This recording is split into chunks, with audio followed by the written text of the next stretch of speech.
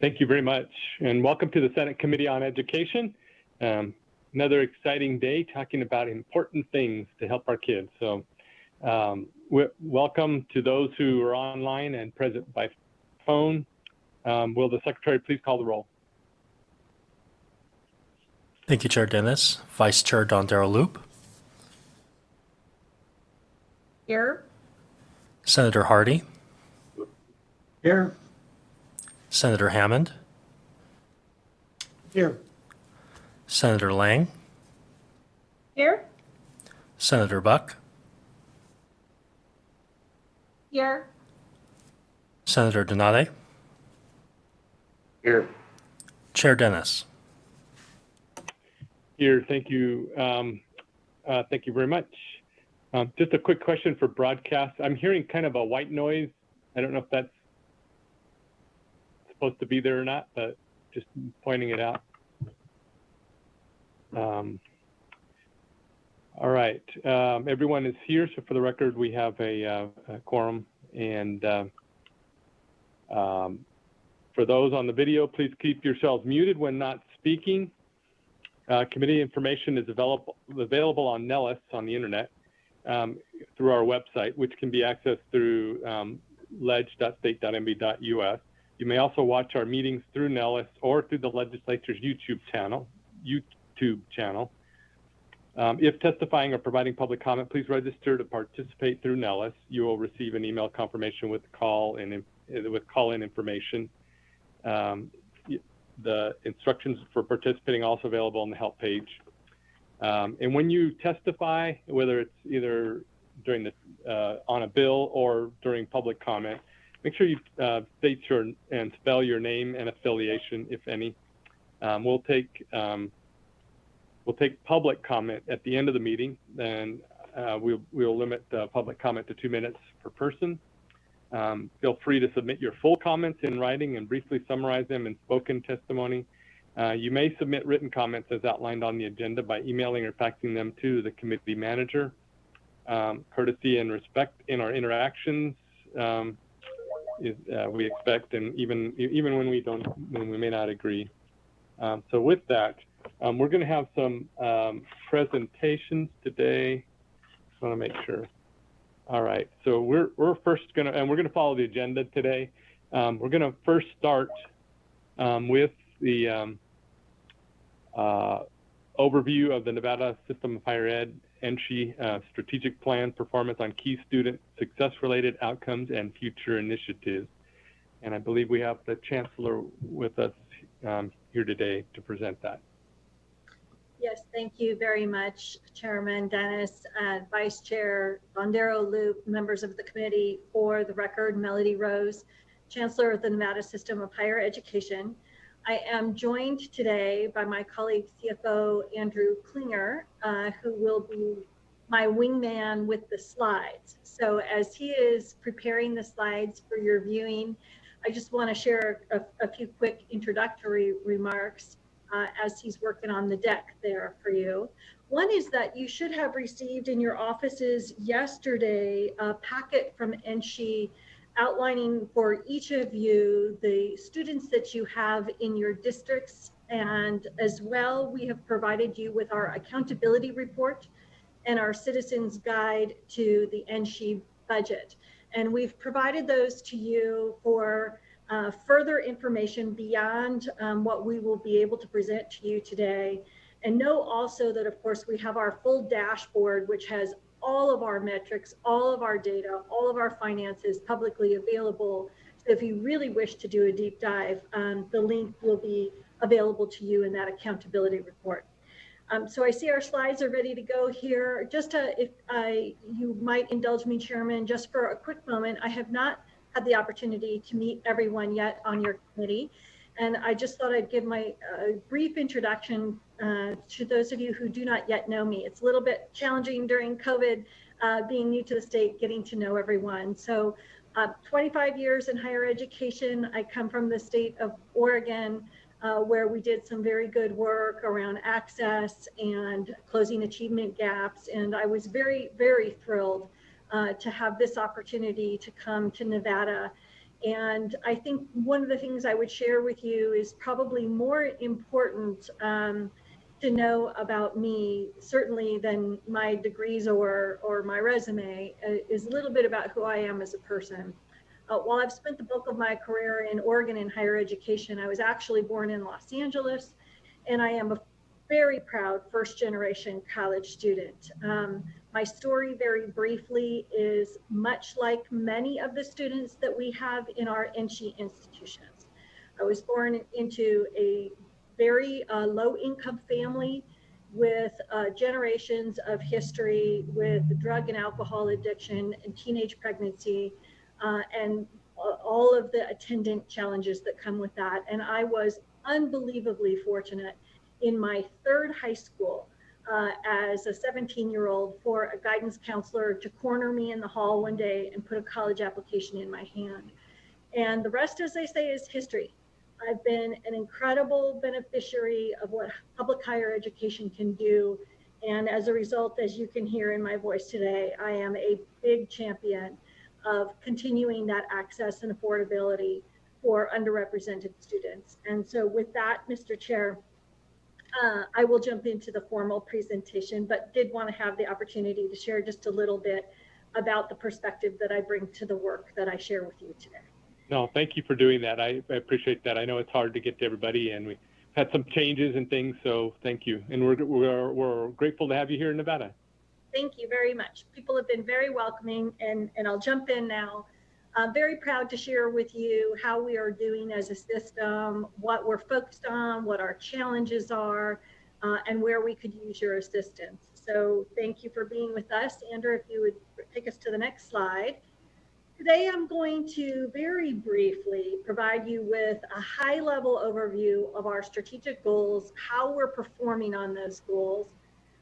And of course, there's much more behind all of that if you wish to research the accountability report or our website. I also want to share some about our approach to the COVID-19 pandemic and where we are in terms of protecting students, staff, and faculty as we begin our planning for fall semester. And of course, because they've been in the news much recently, I'd like to share with you some about our community colleges, their missions, and how they are contributing to workforce development in the state as we look to attend to our displaced workers and get Nevada back to work. And then I'll round out our quick session here by giving you a sense of where I am hoping to move forward as a system going forward and where we might be able to partner with you on all of that. So next slide, Andrew. Thank you. Those of you who have been in the legislature for a while will see a graphic here that will be familiar to you. These are the 5 strategic goals that the NCHE Board of Regents approved in early 2018. And they should be familiar. Obviously here, we're committed to expanding access for all students in Nevada. We are also very concerned, not just about bringing them into our institutions, but making sure that they are retained and they complete their degrees. That's the success component. And thirdly, here too, again, a big passion of mine is closing the achievement gap between various populations of students. And I'll share some data on how we're doing on that. And what rounds this out, of course, is our continued commitment around workforce and I would say economic development as well, and advancing the research agenda, which improves our communities and improves the student experience. So that is familiar to you. If we can move to the next slide, I'll begin to share with you some of the data behind these. So in terms of access, what you have here is simply our enrollment over the past decade or so. You will see in 2009, 2010, we had something of a bubble, which was related, of course, to the Great Recession. And we've had a slow and steady rise in our attendance in the mid-teens of this decade. Next slide, Andrew. One of the things that's, of course, very exciting and very important to a state as richly diverse as ours is that we became a majority-minority system in 2015. And you can see by this graphic that the percentage of students coming from households of color is steadily increasing. We expect that to continue. And it's very important in terms of how we consider how we are supporting our students, recruiting our students, retaining our students. And this is an opportunity, I think, for us to be a model for the nation. Next slide, please. Next, moving on to student success measures. Of course, success is best measured by, are we getting our students across the finish line? There is no more exciting day in higher education than commencement day, and that's what's represented by this graph here. We're basically showing you on this slide the improvement in our official graduation rates for the four-year institutions. A couple of important fine points for me to share with the committee.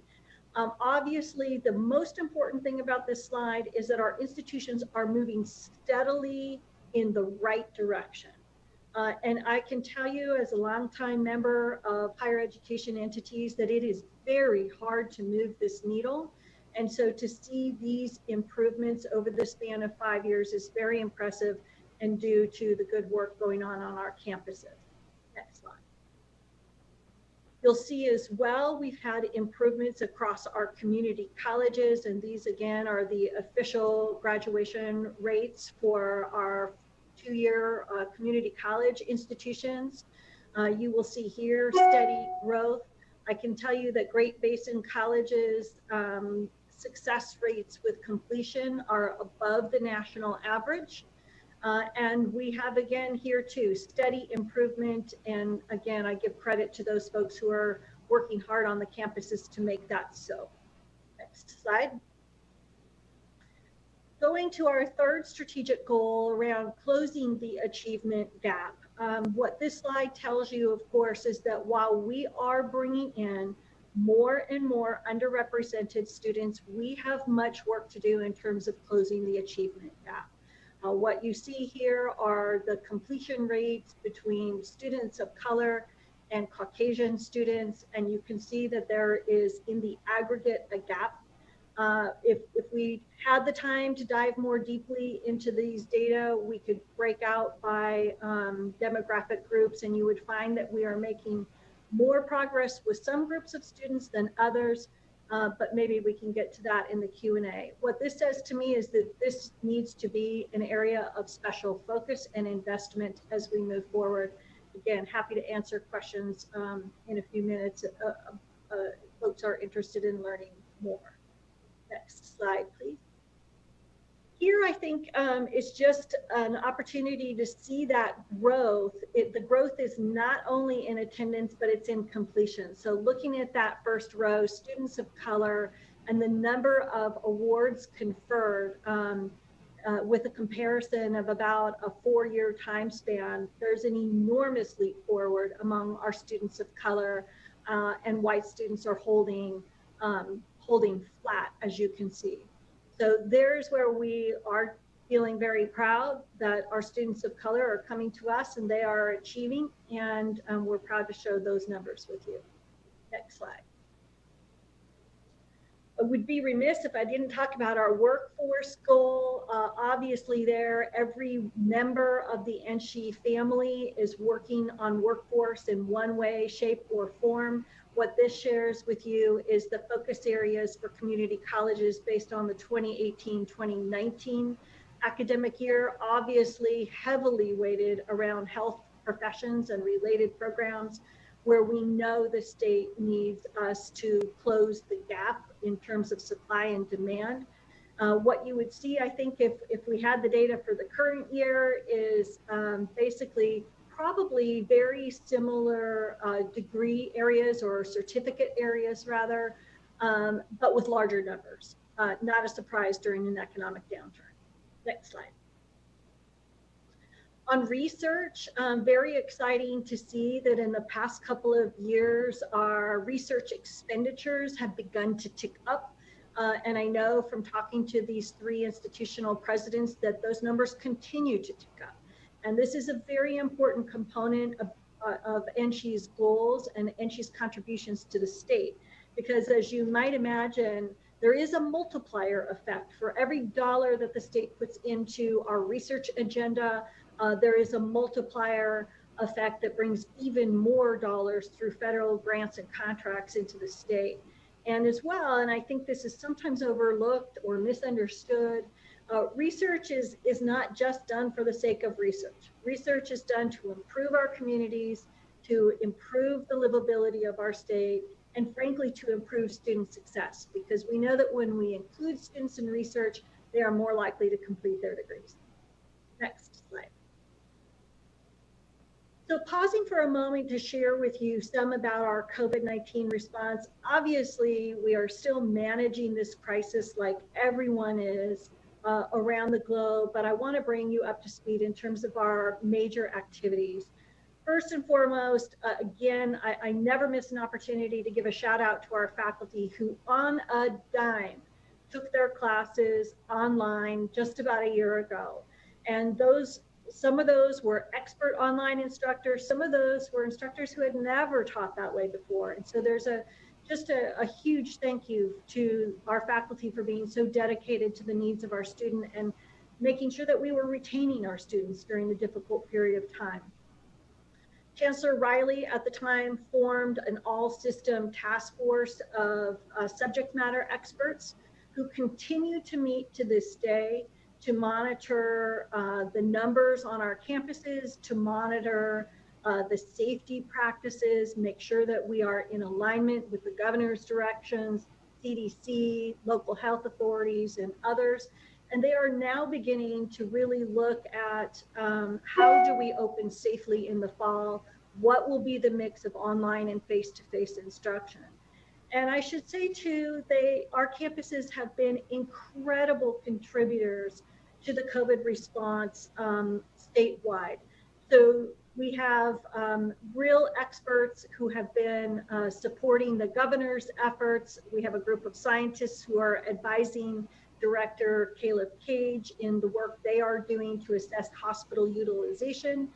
We have contact tracers, many of them. We now have, of course, a couple of pods issuing vaccinations, and some of our health-related students are involved in getting real-time experience by issuing those inoculations.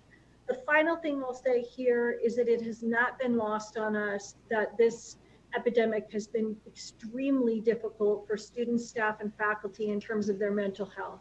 And so just last Friday, I launched a system-wide mental health task force that will be approaching mental health with an equity perspective.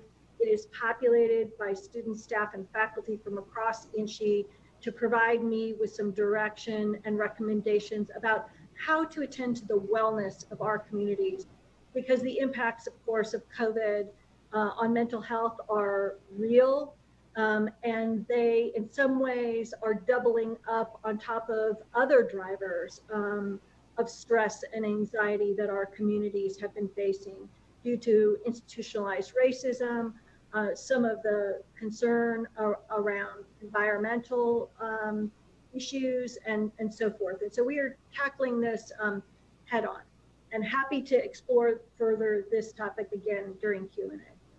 Next slide, please. Just a pause here to share with you what the community colleges really do. I think that, you know, it's just incumbent upon us to share with you the richness of the community college mission. And it is a diverse mission. So of course, you all know that community colleges are the frontline workers when it comes to workforce development during a downturn. Attending to displaced workers, I think, is going to continue to be a real focus area for them. Very proud of what they are doing in this regard. I know CSN, for example, is moving to add some weekend certificate programs for those displaced workers who are maybe caring for families during the week and really need to do their certificates in the off hours. We also, of course, know community colleges are primarily conferring 2-year degrees, associate degrees. And we know from our students, because we ask them every fall, if their intention is to seek a degree. And last fall, 92.2% of award-seeking students declared that they intend to move all the way through the associate's degree. So that is the primary driver of community college attendance. We also, like over 30 states in the United States, do issue select Bachelor of Applied Sciences degrees on our campuses. And the NC Board of Regents has guidelines around when community colleges can move into the 4-year degree space so that we're preventing duplication of effort. Next slide. Dr. Rose, this is Senator Dennis. Yes. So just to keep us on track, I need you to finish up as quick as you can so that we can get to questions. Okay, I'll just speed us through here. This is a demographic about community college students. Next slide. Very important to know, of course, that we are doing a good job with transfer, not losing credits between 2- and 4-year institutions. Next slide. I think by now probably everybody has heard about the nearly $7 million grant that CSN just received news about last week in partnership with the city of Las Vegas to build a workforce training facility. Next slide. Looking forward, we're moving into a strategic planning process. We are adding metrics and targets to each of those 5 strategic goals. Next slide, Andrew. We are, in addition to adding metrics and targets for those 5 strategic goals, we are also very keenly focused on where we need strategic initiatives and where we need strategic partnerships. And if you'll move to the next slide, Andrew, I think what you see in these next few slides, which of course you all have and can refer back to at your leisure, are some of those major initiatives that we are focused on, which will allow us to move the needle on the 5 strategic goals. So you have most of them here. I'm very proud. I saw my colleague, Superintendent Ebert, here in the meeting. She and I have been working very hard on dual credit, and we'll be, I'm sure, updating you all on that progress of that work at some point during the session. Next slide. A big focus coming forward will be an equity agenda coming from the system around identifying, hiring, and retaining diverse faculty to make sure that they look like our students. Next slide. And that does it, Mr. Chairman. I will defer to you now for questions. Okay, thank you. Let me switch my view here so I can see everybody. All right, thank you very much. You're doing some great things. We're excited about the work that we're seeing, and you know, I've been here long enough that we've had a lot of this discussion in the past, trying to see graduation rates going up and those kinds of things, and it's exciting to see all that happening. It just seems like it takes forever, but once it starts, it seems to snowball. That's good. So hoping we can keep that momentum up.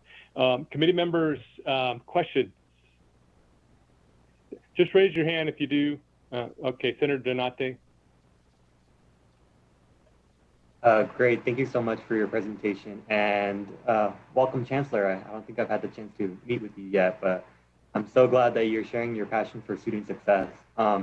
Just for background, I want to mention that I'm a recent alum from UNLV, and I've been fairly involved with higher ed, but given what you have presented to us today, I share this sentiment with other former students across all NC institutions, and that's that for many of us, we believe even before this pandemic that previous administrators at NC have not really prioritized the health and safety of students, faculty, and staff. And I'm glad that you mentioned about mental health counselors and advising, but there's a lot of work that needs to be done. So my question for you today is, what is NC doing to invest in public health faculty, students, and research? And my follow-up question to that is, what does the future of health and safety look like for your institutions beyond COVID as part of your strategic plan? Thank you very much, Chairman Dennis, to you and through you, for the record, Chancellor Rose. I very much appreciate the question, Senator Donate, and look forward to meeting you as time allows. Obviously, public health faculty and research is a focus area across NSHE. We know that there are workforce gaps. I've had recent conversations, for example, with Bob Potts at GoEd about those gaps between the need and the supply. And I've been really eager to have those conversations, of course, because we need those data in order to effectively align our production of experts with the state's needs. So those conversations are now well underway. I know, I think we're going to see some really good momentum at your alma mater, at UNLV, with under President Whitfield, given his own expertise, given the momentum behind the medical facility, of course, which was in the governor's recommended budget. I think we have every reason to believe that we are going to accelerate our efforts in this regard. So that's on the faculty and research side. What I would say about the focus of my administration, and I didn't pause on this slide in the interest of time, but it is my firm belief that if our communities aren't well, then the 5 strategic goals don't matter.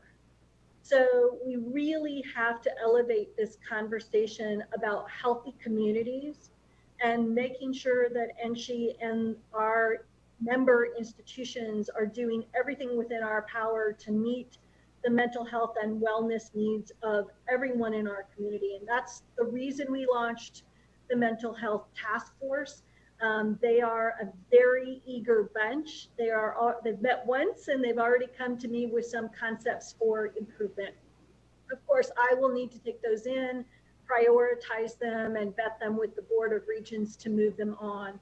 But you can expect to see this to be a focal point. I also hope to be moving into a full-blown strategic planning process in the fall if the regents approve my doing so. And I would imagine that this will become an elevated aspect of our overall strategic plan. Thank you. Anyone else wishing to ask a question? I will say while I'm waiting here, Dr. Rose and her staff are amazing. Any questions you have, you can always call her directly or her office, and they'll be glad to answer any of those questions. I know sometimes we don't have a lot of time in our meetings, but if you do have those questions, I know that they'll do great. Any other questions for her at this time?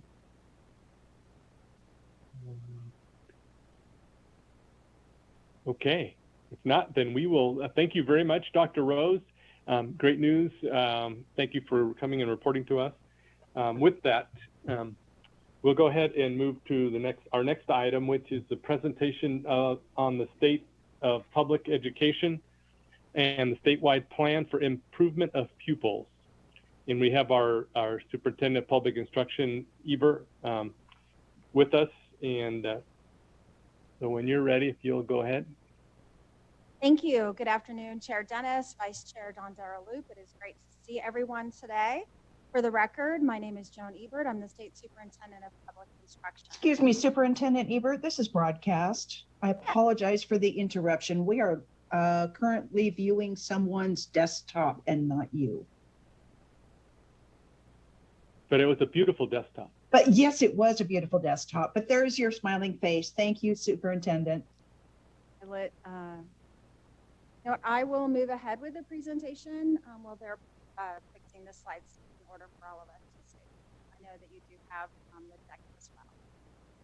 So this afternoon, we'll be sharing with you a combined presentation of our 2020 STIP, as well as the annual report that is required by statute. And it does have our accountability data in there, as well as other components, which I know all of you are very interested in. I also want to note that Senate Bill 76, which we've been calling as our team, our Education Agility Act, proposes streamlining several efforts to maximize the time and work that we have. One of the key recommendations is that the STIP would take the place of the annual reports requirement and look at it as a holistic component informed by our educational partners, and still meeting the intent of all of the law and requirements and expectations that we have for our students. The 2020 STIP was informed by our statewide listening tour. Returning home, I was really excited, even though I spent quite a bit of time in the Clark County School District and have colleagues all over the state. It was important for me and the team to actually get boots on the ground and to have conversations with those that we serve. One of my sayings, and I know many of you have heard this before, is that God gave me 2 ears and 1 mouth. And with that, we need to listen more than we speak. During these listening tours, it wasn't just hey, we're here, let's walk a few classrooms, but we actually sat down with students. We sat down with the superintendent's leadership team, board members, community members. Some of the legislators actually joined in during our listening tour, and it was a wonderful experience. I guess my time in the Clark County School District, and I hear it still quite frequently, is that people like to group, they say Clark County School District, Washoe County School District, and the rurals. And the fact of the matter is, I can tell you by visiting every single rural, they are unique in their own needs, how they meet the goals and expectations for our students and their communities. And it was really great to be able to have those conversations and make that distinction so that when we are providing support, making plans out into the future, that we have that high bar, but we allow the flexibility for each of our school districts to meet those bars. The students, I will tell you, were amazing. They had comments anywhere from, we would like to make sure that you, State Superintendent, provide us with a highly effective math teacher, to the food in the cafeterias, to having more experiences with career and technical education courses. Parents wanted to be more informed. They wanted to be involved in the education experience and have voice. The school boards were very clear. They wanted transparency and predictability in school funding. And our teachers and our great leaders were very candid about the pressures that they face and how they're committed to supporting their community. So all of those concepts you'll see reflected in our STEP. Every single staff member within the department, our state board members provided clear direction. We even had listening tours with the superintendents before the goals were developed. And we knew that as we were moving forward, it wasn't just about writing goals, but it was grounding ourselves in values. And I will tell you that we were it was in March of last year when we were required to present our STIP to the State Board of Education. It was the timing that made everything, when we backed up as a department and said, what is it that we need to do right away? And we stayed grounded in these values: equity, access to quality, success, inclusivity, community, and transparency. You can see on this slide our definition of equity, which we spent a lot of time on. And the STIP also addresses opportunity gaps.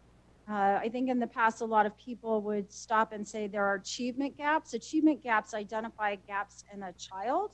And in our learning system, what we know is that we need to meet our children where they're at a specific point in time, and that we as adults are the ones that create gaps for our children. Given the time, I will just quickly go over these next 2 slides before passing it off. What's important to note with all of our goals is that these goals prior, we had 12 objectives in our previous plans, and each kind of part of our department took, teacher and leaders took the teacher and leading council part, our assessment took one part. And the fact of the matter is we all need to work together to move our state forward. And so all of these goals are inclusive of every single staff member in the department and every single person that is part of the educational system in Nevada. And so with that, I am pleased to turn the presentation over to Sarah Nick, who has led a lot of this work across the department. She in turn will pass it over to Jessica Todman, who is our Chief Strategy Officer. Thank you, Superintendent. Good afternoon, Chair Dennis, Vice Chair Dondero Loop. This is Sarah Nick for the record. This slide shows how our values and goals come together to drive the department's work. Where each goal intersects with a value, there is a strategy, like the example you see on this slide.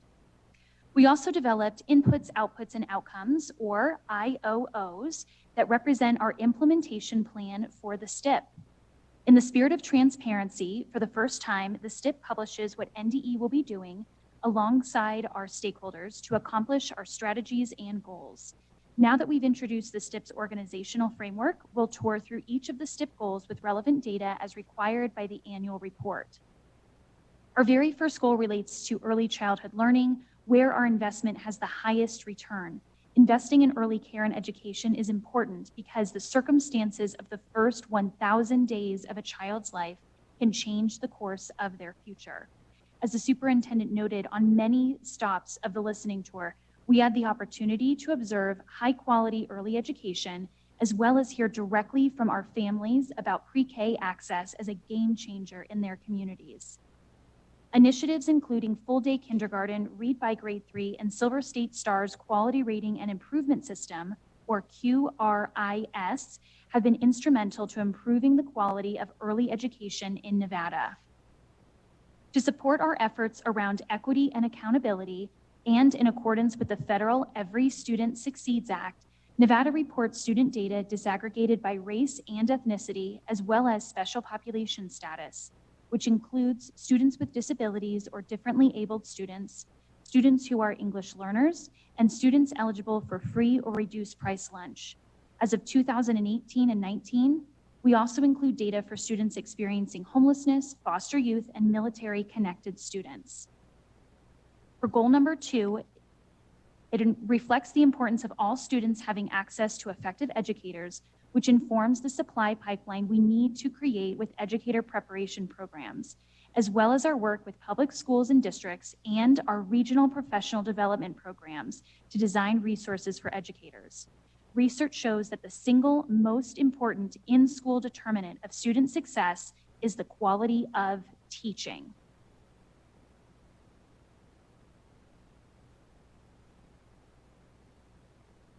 Student enrollment in K-12 public schools has grown by nearly a 15% increase in students in just 10 years. Our student population has been changing rapidly over the past 10 years. Today, over 40% of Nevada students identify as Hispanic, while white students make up just over 30% of the student population.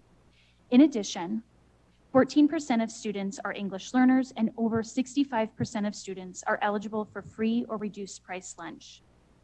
This table demonstrates that the self-reported race ethnicity of Nevada's teachers does not currently reflect the demographics of our students. For example, while only 28% of Nevada's students identify as white, 81% of Nevada's teachers identify as white. This problem is not unique to the Silver State. While approximately 50% of the P-12 students in the US are young people of color, approximately 80% of the current US teacher force is, by societal definitions, white. Recruiting and retaining a diverse group of highly effective educators is essential to our efforts to ensure that all students experience continued academic growth and graduate globally prepared. Goal 3 articulates our commitment to support student achievement with a focus on growth.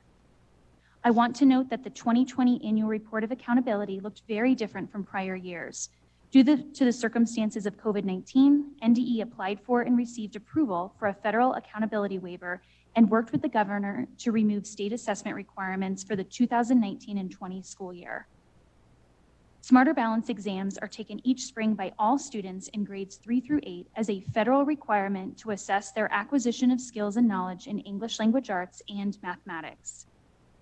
Statewide, students in all grades improved in mathematics proficiency during the 2018 and 19 school year over the previous year they were assessed, with the exception of third grade students. Grades 4, 6, and 7 made the largest percentage point gains in mathematics proficiency for this assessment year. And at this time, I'll turn it over to our Chief Strategy Officer, Jessica Todman, to finish the tour of the STIP goals. Thank you, Sarah. Good afternoon, Chair Dennis, Vice Chair Dondero Loop, members of the committee. This is Jessica Todman for the record. Based on the invaluable feedback gathered during our listening tour, the theme of the 2020 STIP is Battle-Born Globally Prepared. Globally Prepared, as represented in Goal 4, encapsulates what our students need to be future ready, whatever the next few decades may hold. The strategies in Goal 4 seen here ensure our students graduate with the tools they need to build a home, life, and a future. Of course, graduation looked and felt different for our class of 2020 based on the recommendations of a work group of stakeholders we convened, and with the support of the governor, we also issued a waiver of the civics assessment as a graduation requirement. We worked to ensure that no student faced an undue burden in receiving the diploma that they had earned. The next slide shows the top level highlights of the class of 2020 graduation rates. Thanks to the work of our amazing students, educators, and staff, Nevada had a graduation rate of over 80% for the 4th year in a row. The rate fell slightly from the prior years, but we did have 13 districts with rates exceeding the state average and 5 districts with rates over 90%. The department's committed to addressing gaps between and among student groups is reflected in our values and strategies. Slide 45 of this presentation's appendix shows how we hone in on disaggregated opportunity gap data. Expanding equitable access to high quality learning opportunities and effective educators are key to putting all learners on a path to long-term success. In slide 24, we can see graduation rates for students from special populations, including students eligible for free or reduced price lunch, who are differently abled, who are English learners, and those who experience homelessness and foster youth. The strategies that support Goal 5 ensure that the state's investment in education is efficient and effective and supports student success. These strategies focus on fully expending available funding, proactively managing funds through technical assistance, and monitoring and improving customer service. As you know, Nevada's public schools and districts are currently funded by the Nevada Plan, which does not adequately account for the demographic and socioeconomic differences among our increasingly diverse student body. Senate Bill 543 laid the groundwork for the development of the pupil-centered funding plan to address the current and future needs of our children. The Commission on School Funding identified 4 concepts that are the basis for their work, which closely align with our STIP values and lead with equity. Slide 27 summarizes the pupil-centered funding plan as laid out in SB 543. Revenue sources that previously funded over 80 programs are now combined into the State Education Fund and distributed through the tiered progression on the right side of the slide. This approach advances equity and transparency and supports districts and schools in tailoring supports to the unique needs of their students. The next slide shows the shifts in the pupil-centered funding plan that are included in the governor's recommended budget. The phased implementation will ensure the equity and transparency that are at the core of this work while allowing flexibility given the current circumstances caused by COVID-19. We will implement the pupil-centered funding plan during the 21-23 biennium for state revenues that are currently distributed through the department. This includes base funding as well as categorical grants. The second phase comes in 23-25 when local revenues will be combined with state revenues as part of full implementation. This delay in combining the state and local revenues will allow school districts to manage resources to meet the needs of their communities as we continue to navigate our pandemic response and the resulting economic uncertainties. Another aspect of our work that is key to Goal 5 is financial transparency. Federal ESSA included a financial transparency requirement that we are proud to convene a work group to implement on the Nevada Report Card. NevadaReportCard.com was already reporting funding amounts for instruction, instructional support, operations, and leadership. In response to federal requirements, the data are now further broken down by personnel expenditures, which include salary and benefits, and non-personnel, which include all other costs related to providing education to a student. Appendix I of the presentation provides step-by-step instructions on accessing this data on Nevada Report Card. Goal 6 focuses on providing safe learning and working environments where identities and relationships are valued and celebrated. In 2015, the Office for a Safe and Respectful Learning Environment was established at the department. The safety and well-being of our students and adults in our schools is a paramount concern. We know if students don't feel safe, they will struggle to grow and succeed academically, and promoting safety for our educators mean we're more likely to retain them. In 2018, the School Safety Task Force was convened and tasked with making recommendations that were captured in Senate Bill 89. And one of those recommendations is around disaggregating discipline data. The results here represent the first time these data have been reported by student groups. Going from right to left, the green columns represent the percentage of total enrollment of each of the race and ethnicity categories of students.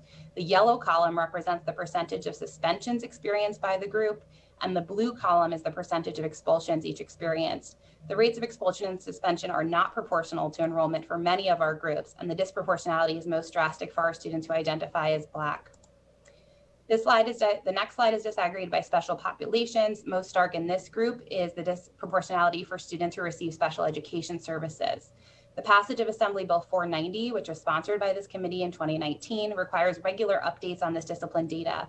It also requires the department to support schools through training and professional development on generating and interpreting these reports, as well as developing response plans of action for addressing disproportionality. Another lens through which we assess learning environments is the School Climate Survey, which has been administered since 2015. We work closely with stakeholders to develop resources and tools to make them available and useful. You can see here the links to a peer matching tool and interactive data tool that allow users to explore and compare detailed results. Because the state school climate survey includes items from the national survey, we're able to benchmark.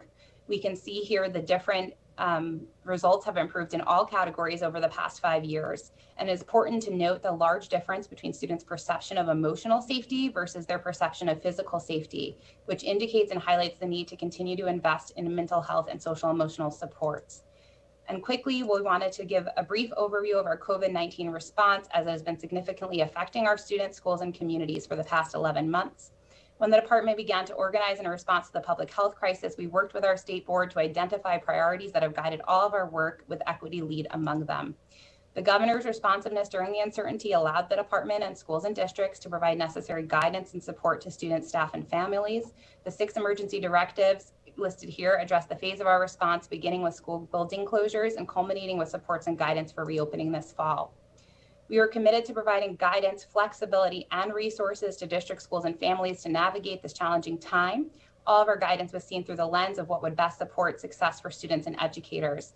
Our path forward plan, along with other resources, were developed with considerable feedback from community partners and public health experts.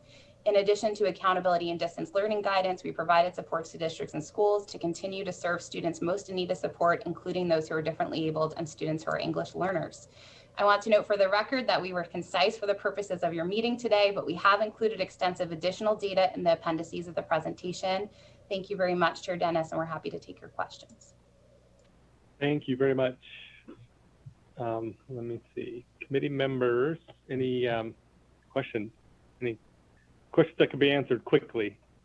Dr. Hardy, Senator Hardy. Thank you, Mr. Chair. So my obvious question is, it looks like we're planning on opening for the fall, and March, April, May are months that I think we are going to lose significantly, and then through the summers. I feel very badly when I look at plans for opening for the fall and not plans for opening for next month. We talk about our mental health, we talk about our education, we talk, if you do the graph for what's happening right now and what we're doing and what we're flunking, the good news is we don't have people suspended because they're not in school. I'm frustrated with plans for the fall. I can't say it any stronger than that. Why are we not planning for March? Thank you.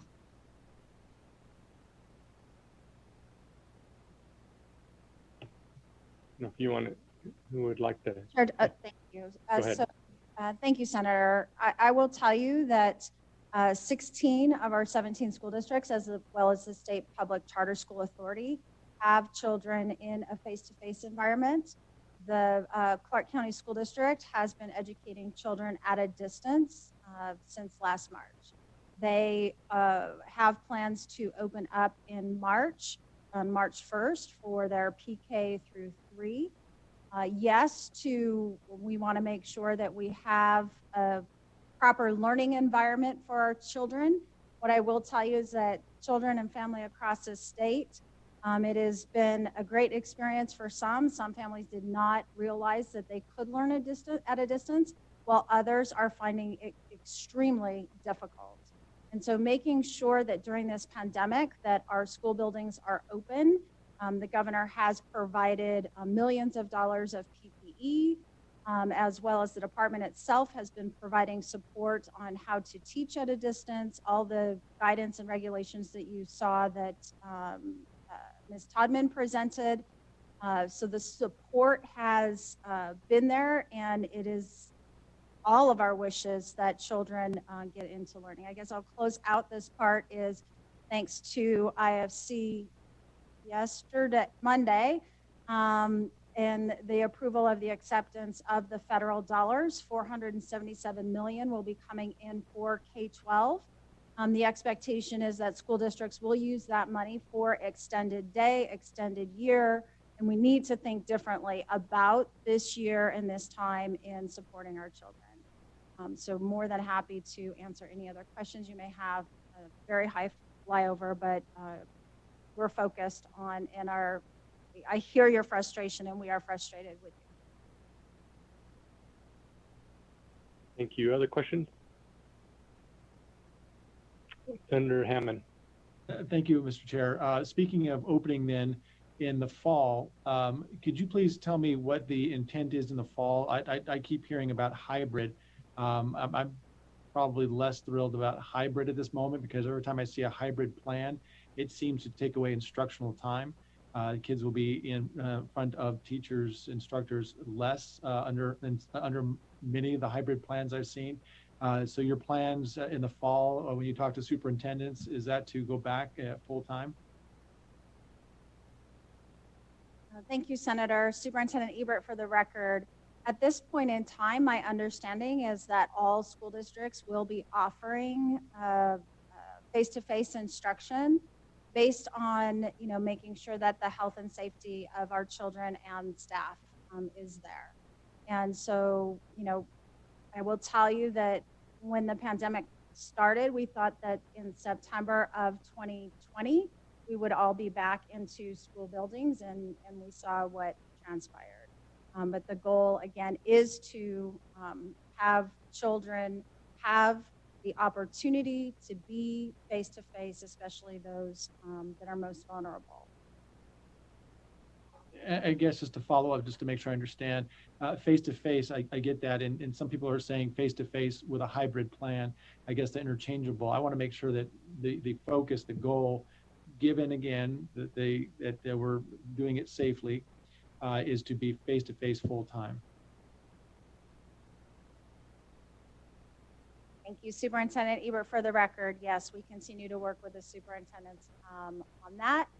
I'm not sure if you've had the superintendents present to you, but I know that our rural school districts, very few of the students are learning at a distance, and the majority of them are learning face-to-face, not in a hybrid environment.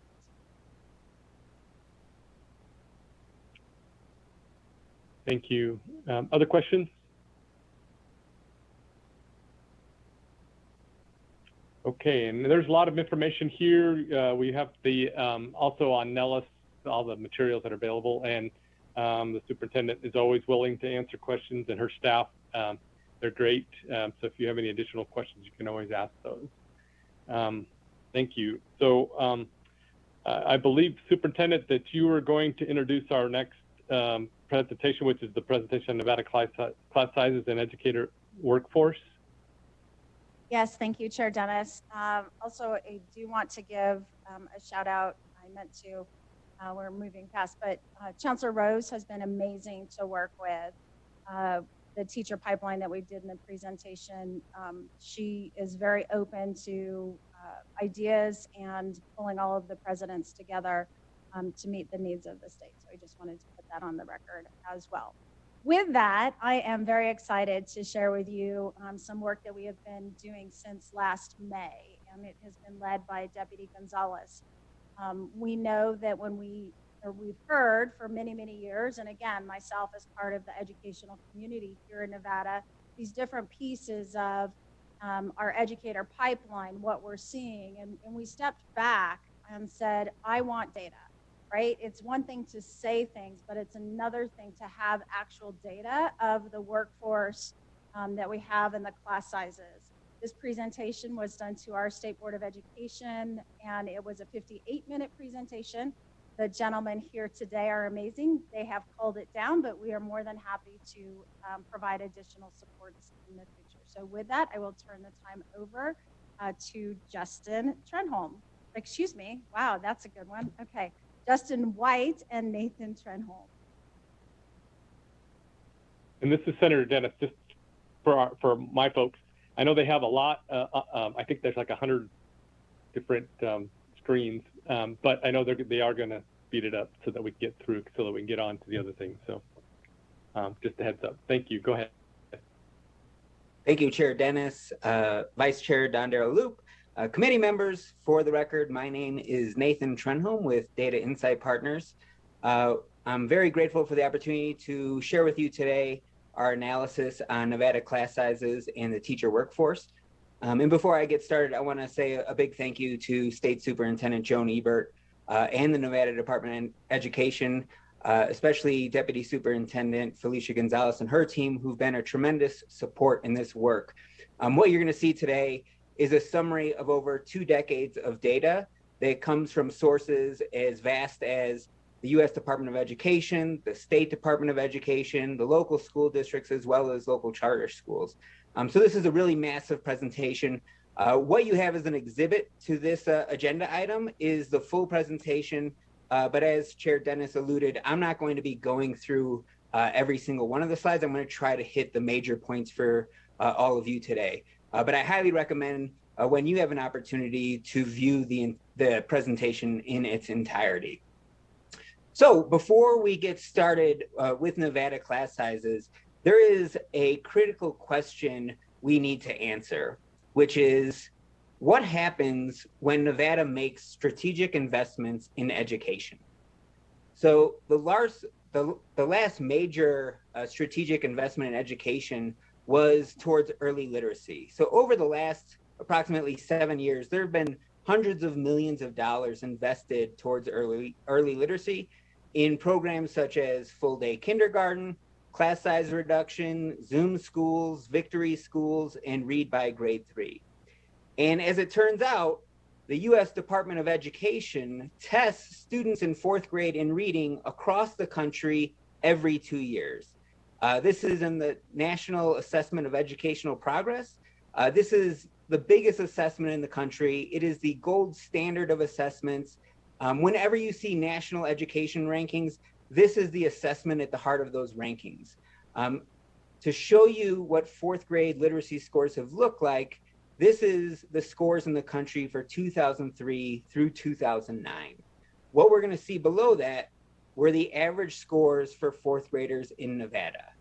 So over this time prior to this major investment in early literacy, Nevada 4th graders were consistently performing about a year behind their national peers. In 2019, our 4th graders who went through kindergarten through 4th grade with exposure to this massive investment in early literacy, this was the first time a cohort who had exposure to that money was tested by the U.S. Department of Education in reading. So what happened? For the first time ever, our 4th graders in Nevada performed in line with their national peers. That had never happened before. Prior to this investment, our 4th graders were a year behind their national peers. After this investment, they were performing in line. But you don't have to take my analysis for it. We can look at a screenshot here from the U.S. Department of Education's website. This is from the NAEP, and it says 2019 average scale score for Nevada is not significantly different from the national public. Here is another screenshot from their website, which shows the ranking of improvement in 4th grade reading for every state in the country from 2009 to 2019. Only 3 states in the entire country made more progress than Nevada. In other words, Nevada's 4th graders were improving significantly faster than the national public. So when we ask what happens when we make strategic investments in education in Nevada, student outcomes improve, right? Nevada education is a system worth investing in. For the first time ever, our 4th graders are performing in line with their national peers. So what is the biggest threat to the academic gains our students have made? What we know is the most important factor affecting student learning is the classroom teacher. What we don't know is how reliable is every student's access to a quality teacher in a reasonable class size. Now, the context to this review is important. So I want to show you some headlines from the last few years. In 2016, Nevada declared a teacher shortage emergency. In 2018, the Review Journal reported a study that shows Nevada schools had the largest average class sizes in the nation. Just this last November, there was an emergency to allow substitutes with only a high school diploma to become substitute teachers, right? So this is a major, massive issue for Nevada. And the point of this analysis is to get into the details and say specifically, how big is this problem and what are the obstacles that we're facing? So the strategic questions we'll be reviewing are, what are the actual class sizes our students are experiencing? How many teachers do we need? Do students have equitable access to teachers? And what obstacles do we face to achieve this? In other words, another way to think about it is, where are we? Where do we want to be? Is that difference equitable across all students? And what are the obstacles to overcoming those desires? So the first question, what are the actual class sizes our students are experiencing? What you'll see in this chart here is the average class size experience for students in 1st through 5th grade in their core class, and then the core subjects for secondary of English, math, science, and history. So the way you would read this is, the average 2nd grader in Nevada had a class size of 20. Similarly, the average secondary student in history had a class size of 30. Now, the recommended class sizes in Nevada for grades 1 through 3 are 15. The recommended class sizes for grades 4 through 12 are 25. Now, these recommendations were made by the State Board of Education in 2018. What we see now is that same chart with those recommended sizes imposed over the bars.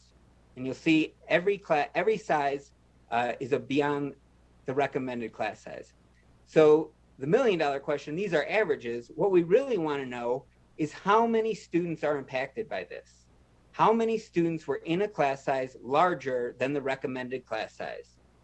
Do you think it was less than 100,000 students? 100,000 to 200,000 students? 200,000 to 300,000 students? Or more than 300,000 students? The answer is more than 300,000 students. 374,000 students were sitting in a core class larger than the recommended class size last year. That's 87% of students. So where are we right now? Right now, approximately 9 in 10 students have a class size larger than the recommended class size. So how many teachers do we need?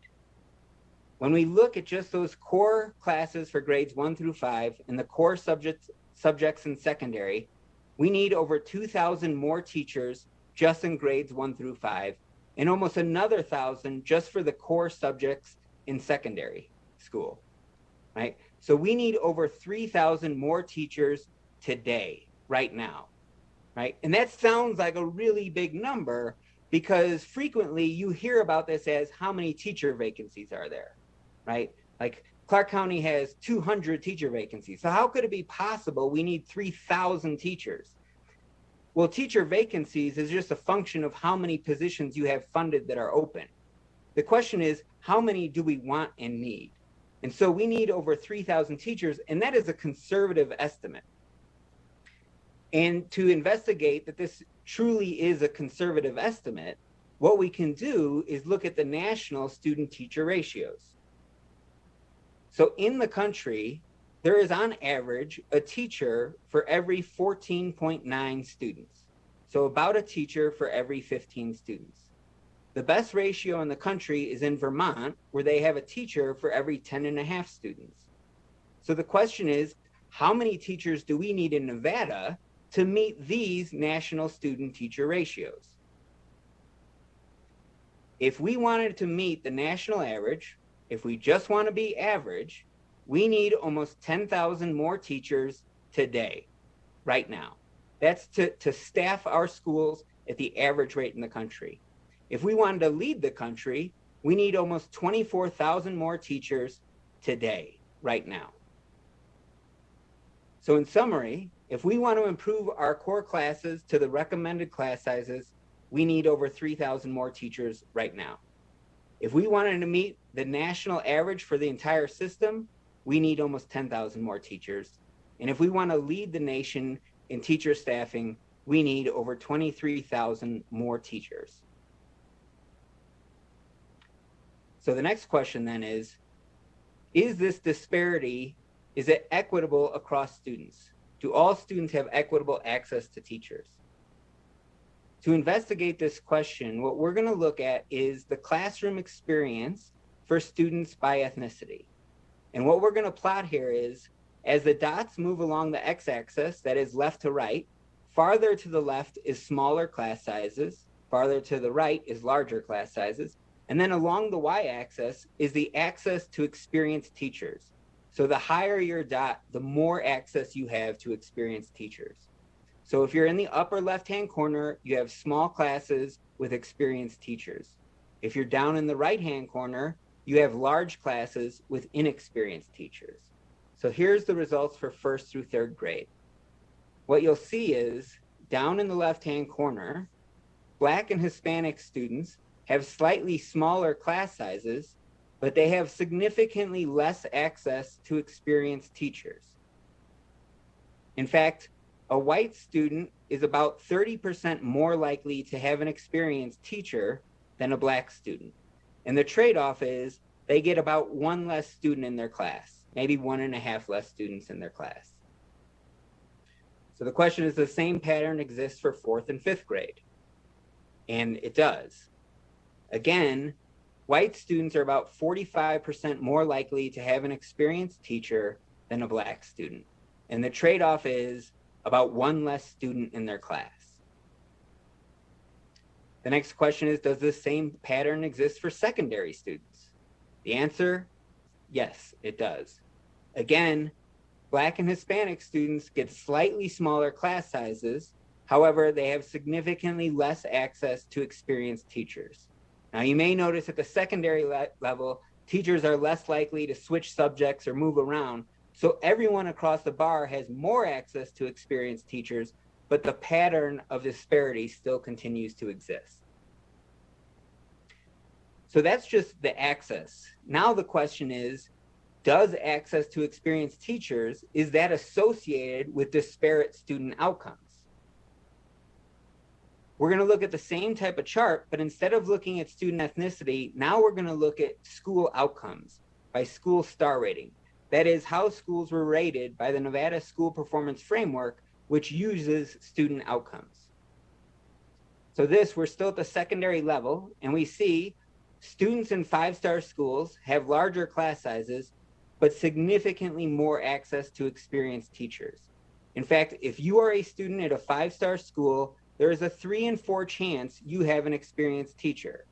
If you're in a 1-star school, you only have a 1 in 3 chance you have an experienced teacher.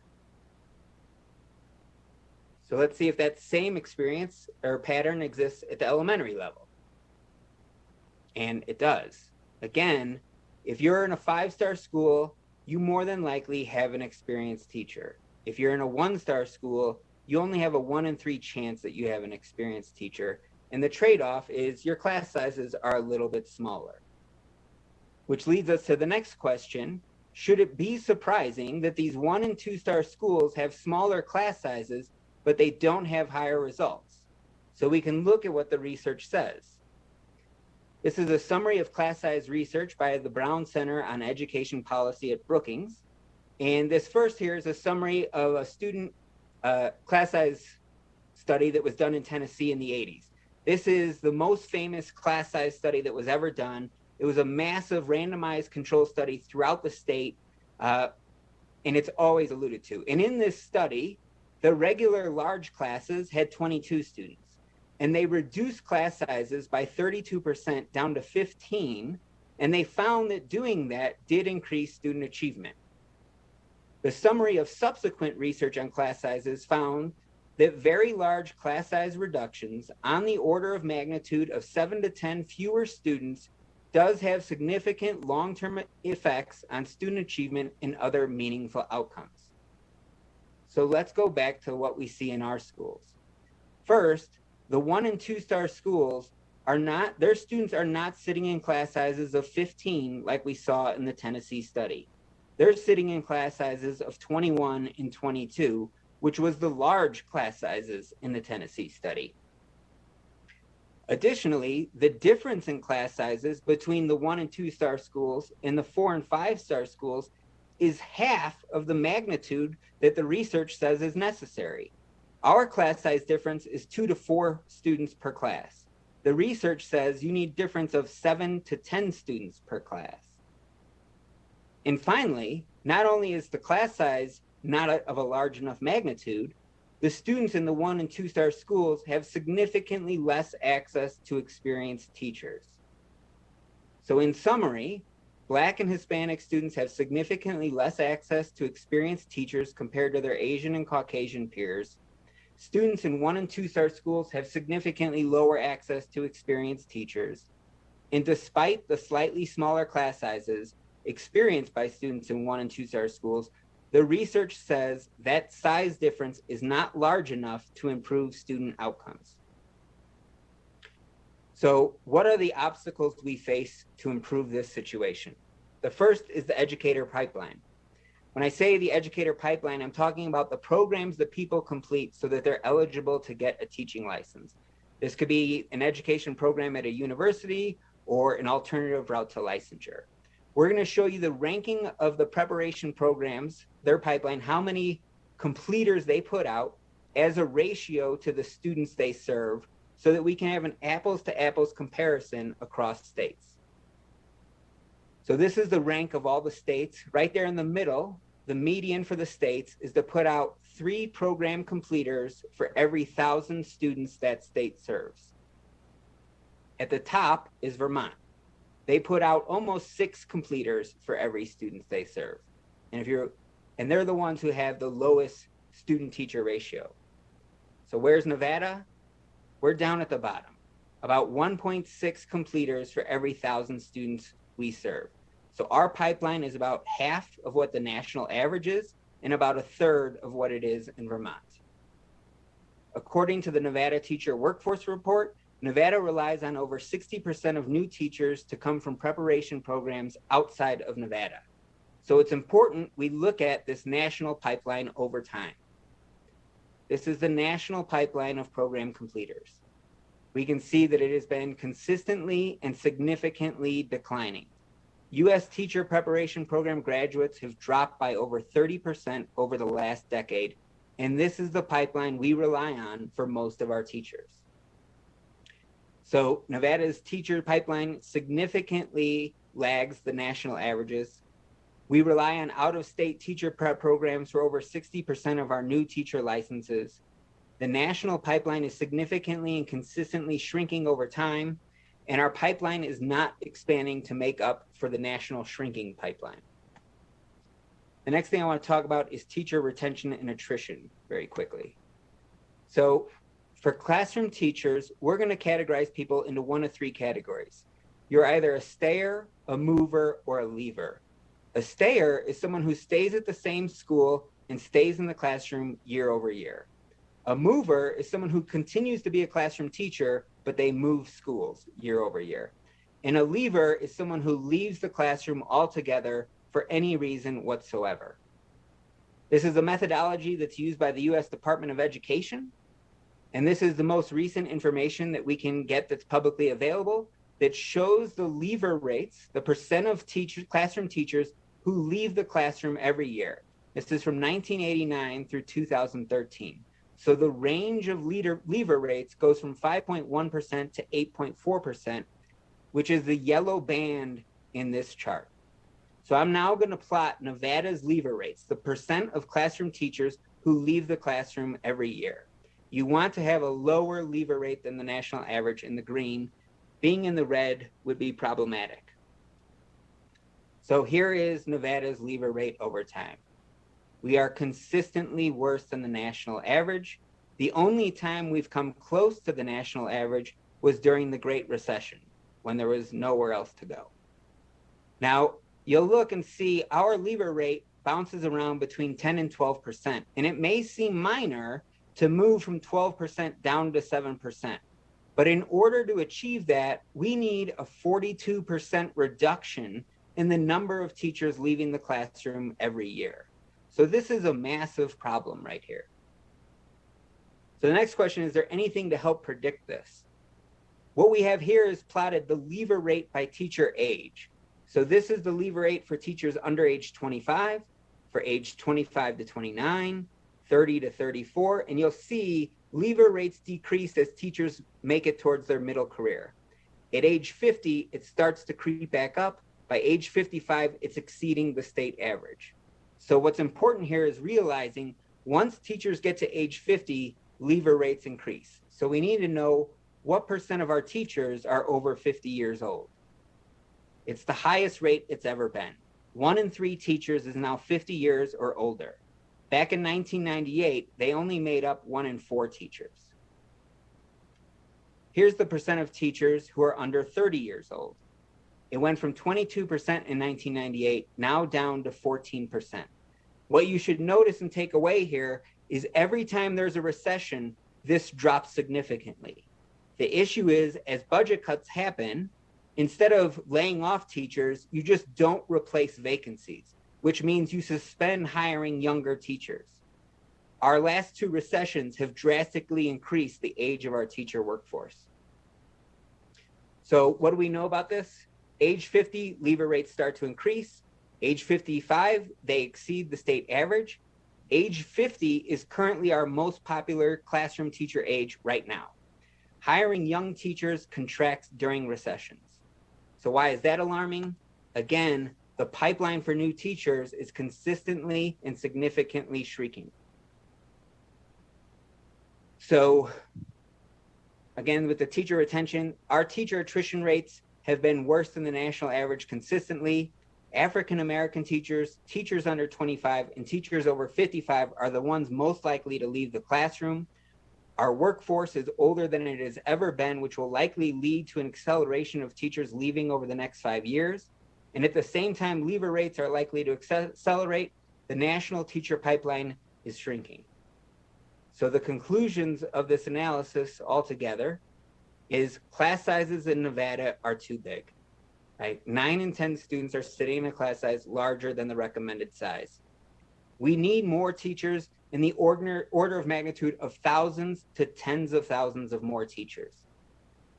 The access to teachers is not equitably felt across our student populations, and that access to teachers is associated with disparate student outcomes. Our teacher pipeline significantly lags the national average, and while the national pipeline is shrinking, that top line, the Nevada pipeline is not expanding, which is that lower line. We also saw, not in this presentation, but if you get a chance to look at the fuller one, is that our licensed staff that are outside the classroom, these are not inflated. You'll hear a lot of times we have too many administrators or we have too many teachers out of the classroom. The reality is our staffing in all of those positions across the board are well below national staffing averages. Our teacher leaver rates, teachers leaving the classroom, have consistently exceeded national averages. And teacher leaver rates accelerate once teachers reach age 50, and they exceed the state average once they're above age 55. This is happening at the same time our teacher population is older than it has ever been. And another part of the presentation we had to kind of skip over is around teacher morale, which is the teacher morale for teachers in Nevada is alarmingly low. So again, to reiterate, does Nevada have an education system worth investing in? When we made the last massive investment in early education, we saw that the cohort who got exposure to that money performed in line with their national peers for the first time ever. So yes, Nevada does have an educational system worth investing in. So I leave you with this quote from St. Augustine, who said, "Hope has 2 beautiful daughters. Their names are anger and courage. Anger at the way things are, and courage to see that they do not remain as they are." So thank you for your time. Thank you very much. Yeah, questions, Senator Buck. Thank you so much, Nathan, for your presentation. I'm assuming this was done pre-pandemic. Your research was done pre-pandemic. When you're talking about class sizes, it's I saw on the NAEP where we finally achieved 2019. We achieved the same as the national average with the highest class sizes in the nation. So, I mean, to me, there were other things at play that really helped our early literacy rates, or making sure that students were achieving by, say, 4th grade. And so to be able to pass the NAEP assessment. And so, I mean, just to put this on record, I know that Read by 3 was vital because it forced every single school and school principal and the teachers to really focus on those students that weren't achieving. And that was across all demographics. And so I was sad to see that go away in special session. And so anyway, I know that class size does matter, but we have a lot of schools that are sitting at 25-1 in those primary grades that are achieving. I think your answer may be to be incentivizing more of the Title I school staff so that we can entice teachers and experienced teachers to get into those schools. You know, I know that Title I schools get extra funding, so if we can incentivize teachers to stay in those schools with those at-risk populations that need a more experienced teacher, maybe more of an answer. I'm also really quick on a question. The 25-1 ratio, and then post-pandemic now we're sitting at where students are getting maybe 3 hours of instruction each day, and then Wednesdays are off, no instruction at all on Wednesdays. And so to me, I would love for you to look into actual instructional time as opposed to in the K-5 space, that class sizes matter, because a good teacher can teach, you know, within limits. That's not going to matter as much, but it's more of the instructional time. So have you looked into that?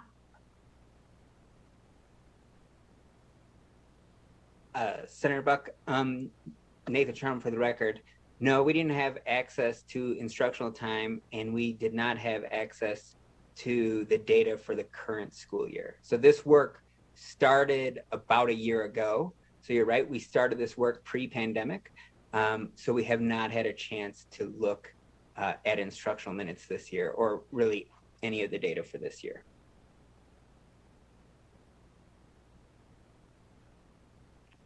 All right, Senator Lang. Sorry, thank you, Chair Dennis. Sorry, I don't have a raise your hand button on my Zoom. So my question has to do with the class size. I know you were able to give us a statewide average on class size. I would be really interested if you had that district by district, and if there are some, and I guess my question is, are there some districts where their class size is in line, and then are their results different? Are there other districts that have a much larger class size and they're causing the results to go lower?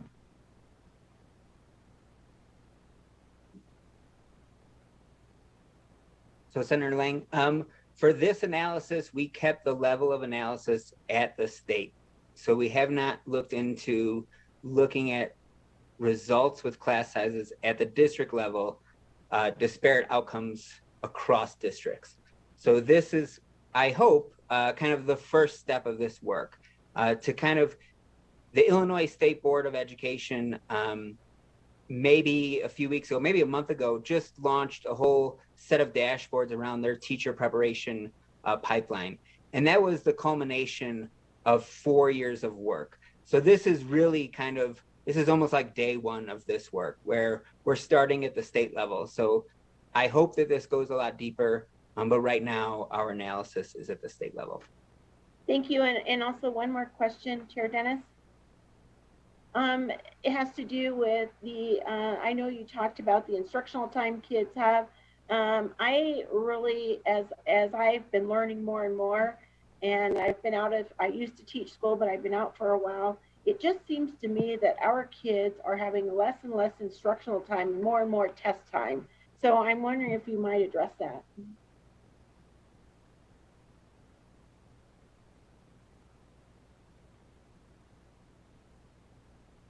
This is Superintendent Ebert for the record. I'll let you hop off the hook, Nathan. Thank you, Senator Lang, for the question. We actually are in the process of putting out a memo. We have many new school board members and yourself as a new senator of what the requirements are for testing at the state level. And I will tell you that at the state level, we have the Read by Grade 3 program, which is K3. In grades 3 through 8, we test one time a year for mathematics and one test for ELA, and that is federally required. We also have a science assessment at grades 5, 8, and 10 at the high school level. And then we have one test for high schoolers, which is our ACT. All other assessments are at the district level or at the principal building level. But at the state level, that is the program that is required federally. And then also too, we have the early learning literacy component with Read by Grade 3. Thank you. I really appreciate that. And you'll get us that memo? Yes, I will. Thank you so much. Thank you. And I know we've had bills that that have talked about those assessments and how do we reduce those, and I think we've made some movement on that, but we got to keep going. Okay, well, we're going to move on because we've got a bill we got to hear. If you have other questions, make sure to follow up. You can follow up with the superintendent and the materials that they gave us, the full presentation, the full 100 slides are out there. So if you want to take a look at those and see the full research that they did.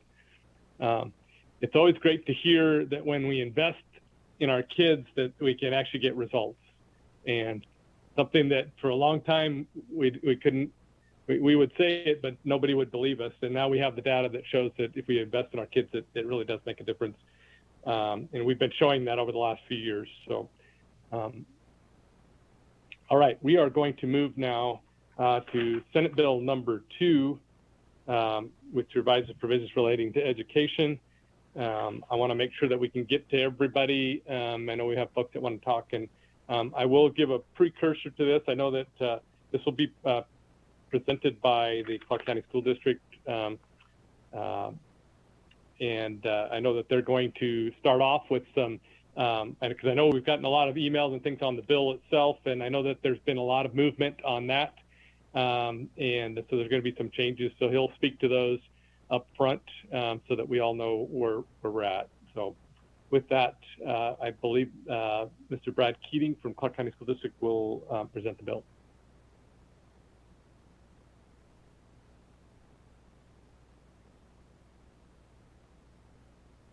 Good afternoon, Chair Dennis. I am just pulling up the PowerPoint.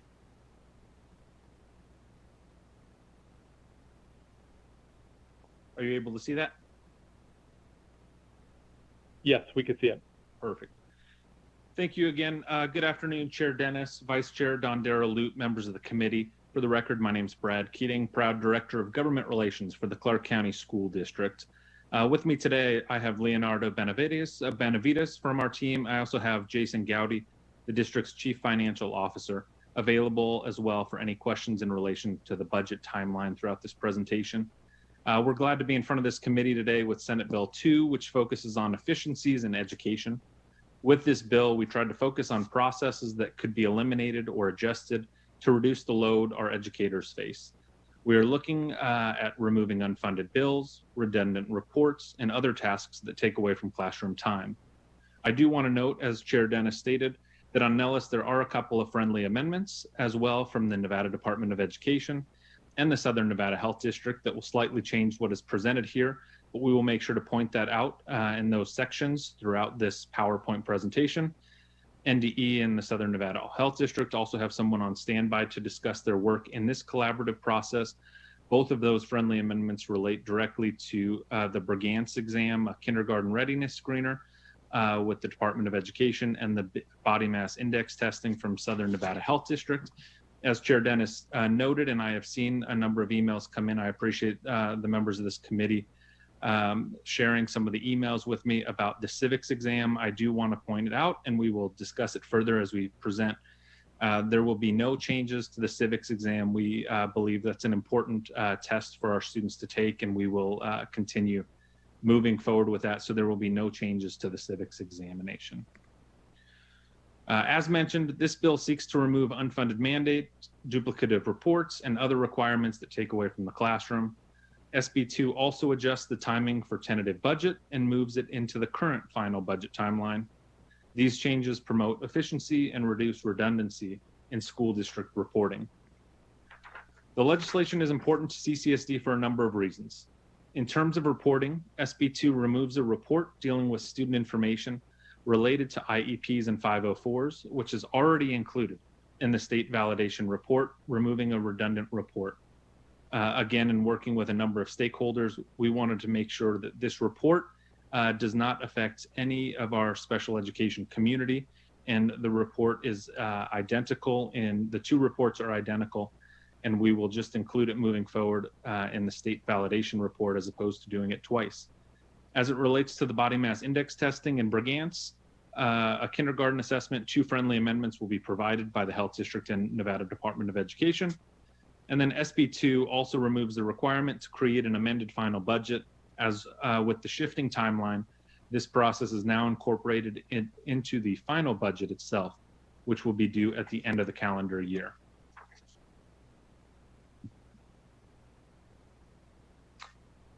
Chair Dennis and members of the Education Committee. For the record, my name is Leonardo Benavides for the CCSD Office of Government Relations. Next, I wanted to go over a walkthrough of SB 2 by section. I will also make sure to stop and point out where the bill will be amended. Section 1 removes the kindergarten proficiency exam requirement, which instead requires people to take an assessment during each grade level when necessary. In the conceptual friendly amendment that would be proposed by the Nevada Department of Education, we will allow teachers to have an additional 15-day period to assess students' kindergarten readiness and work with the State Board of Education to determine the most appropriate screener to be used in the future. In addition, students who enter kindergarten classrooms after 45 days will not have to complete this screener, as the MAP test is already given statewide in the winter and spring throughout the state. Section 2 removes reporting requirements regarding certain information concerning pupils with disabilities. This is redundant, as a count of pupils with an IEP, including disabilities, is already required in the state validation day report. This data is given to the Nevada Department of Education and then shared with the Aging Disabilities Division in the Department of Health and Human Services. Section 3 removes a directive for employees to measure the height and weight, BMI, of a sample of students in certain grades. Instead, through a friendly amendment with the health departments, we will only do these BMI screenings every other year for grades 4 and 7, remove 10th grade, and now this will be done in conjunction with the already scheduled scoliosis screening so that we are not pulling additional students out of the classroom. The health departments will be testifying in support and speak further to this conceptual amendment. Section 4 requires a school district to submit a tentative budget to the Departments of Taxation and Education on or before June 8th of each year. Next slide, please. Section 4 also requires the Board of Trustees to hold a public hearing on the tentative budget after the 3rd Monday in July and before the end of July. Section 5, also in relation to that, requires the board to adopt a final budget by December 31st of each year. Section 6 removes the requirement to adopt an amendment to that final budget, as the timelines have now been adjusted. In addition, we have been asked by charter schools if they can follow the same budgeting timeline and are continuing to work collaboratively with them to see how that is possible. Sections 7 and 8 will be discussed on the next slide, as they are both being removed from this bill via amendment. Next slide, please. As noted, we will submit an amendment to remove section 7 and 8 from the original bill. This will keep the civics examination requirement for high school students and retain AB316 from 2011 with a report for students with autism spectrum disorders and NRS. After discussions with multiple stakeholders, we now feel that with the current climate nationally, it is as important as ever to ensure that students continue to get instruction in civics in preparation for this exam. So the proposed amendment will remove the repeal of this NRS statute from our bill and keep this important exam going forward. Also, in removing section 7 and 8, we are restoring the AB 316 report because while the State Validation Day report does identify students with autism as a primary eligibility, it does not identify the number of students who have autism as a secondary eligibility. We want to make sure that no student is left out of these important reports and the exchange of data throughout the state continues. We want to continue this flow of information to the Aging of Disability Services of the Department of Health and Human Services to ensure this data helps paint a complete picture of our students with autism in Nevada. And also, once again, I would like to point out that the Southern Nevada Health District is submitting a conceptual amendment addressing the BMI test that makes the exams happen every other year, limits them only to 4th and 7th graders, and attaches this exam to the scoliosis exams already undertaken by our nurses in order to reduce both the cost it has on the district and reduce the time away from classrooms for our students. Next slide. Mr. Chair, we are now happy to answer any questions you or your committee has. Also, Mr. Jason Gowdy, CCSD's CFO, is present and able to answer any questions related to the budget timelines. Thank you. Thank you very much. I just had a quick question. So the amendments that were mentioned, do we have the ability to hear from them? I wanted to hear from them if they're on the video. I wanted to have them come forward, otherwise they could do it during the testimony. Do you know, Mr. Keating, if they're here? Mr. Chair, Brad Keating for the record. I do know that the Nevada Department of Education is on the Zoom link. And I do know Bradley Mayer and the Health District is available. They will be speaking in support of the bill and they can clarify through the phone call. Okay. So those are all the amendments that you've heard of. Those are all the ones that I've heard of, and those are all the ones that you've heard of that you've mentioned already in your presentation, correct? Yes. Great. Thank you. So since we have the Department of Ed on, can we just have somebody come on real quick?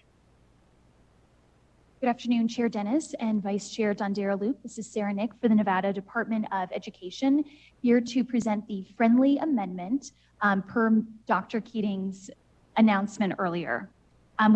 This is again on behalf of the Department of Education. We collaborated with the Clark County School District as well as the Washoe County School District. The intent of this friendly amendment is to ensure that Nevada's kindergartners participate in a screener to identify developmental delays, determine appropriate intervention strategies, and monitor progress over time. And the proposed language to be added to Section 1 is as follows. The department shall prescribe by regulation procedures for screening a pupil's development across early learning domains within the first 45 instructional days of the start of the kindergarten school year. That is the end of the proposed language. Again, the Clark County School District believes that this amendment is friendly. And I'd like to note for the record that should a kindergartner enroll in kindergarten after the 45 days, they would be exempt from screening. And thank you again to Dr. Brad Keating, Mr. Benavides, and Ms. Anderson for their collaboration. Ensuring that we have kindergarten screening maintains a longitudinal data set for the Department of Education, as well as ensures that kindergartners are identified for any necessary interventions and instructional supports they need to be successful in kindergarten. Thank you, Chair. Thank you very much. Okay, since the other ones are probably going to be on the other on the call-in line, before I go to that, I want to give an opportunity for members to ask any questions of the district or the department on their amendment. I see Senator Buck. Go ahead.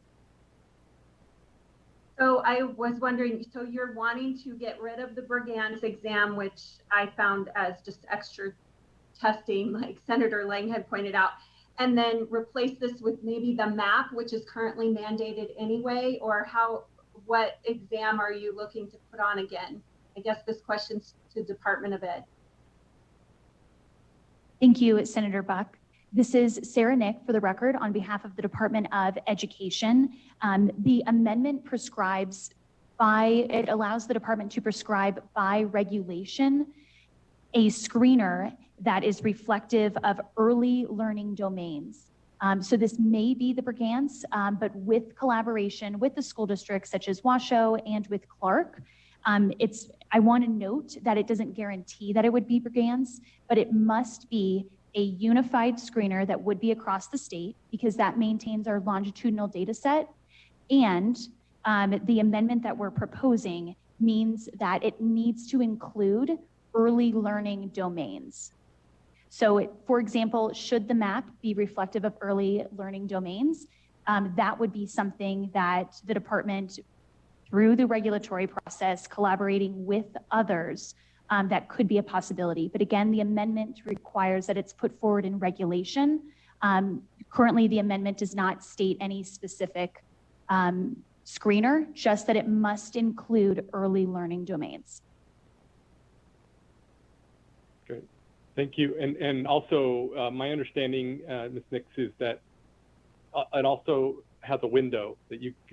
So if you get a new student later on in the year, you wouldn't necessarily test that new student. You do most of the testing at the beginning. Is that still in there?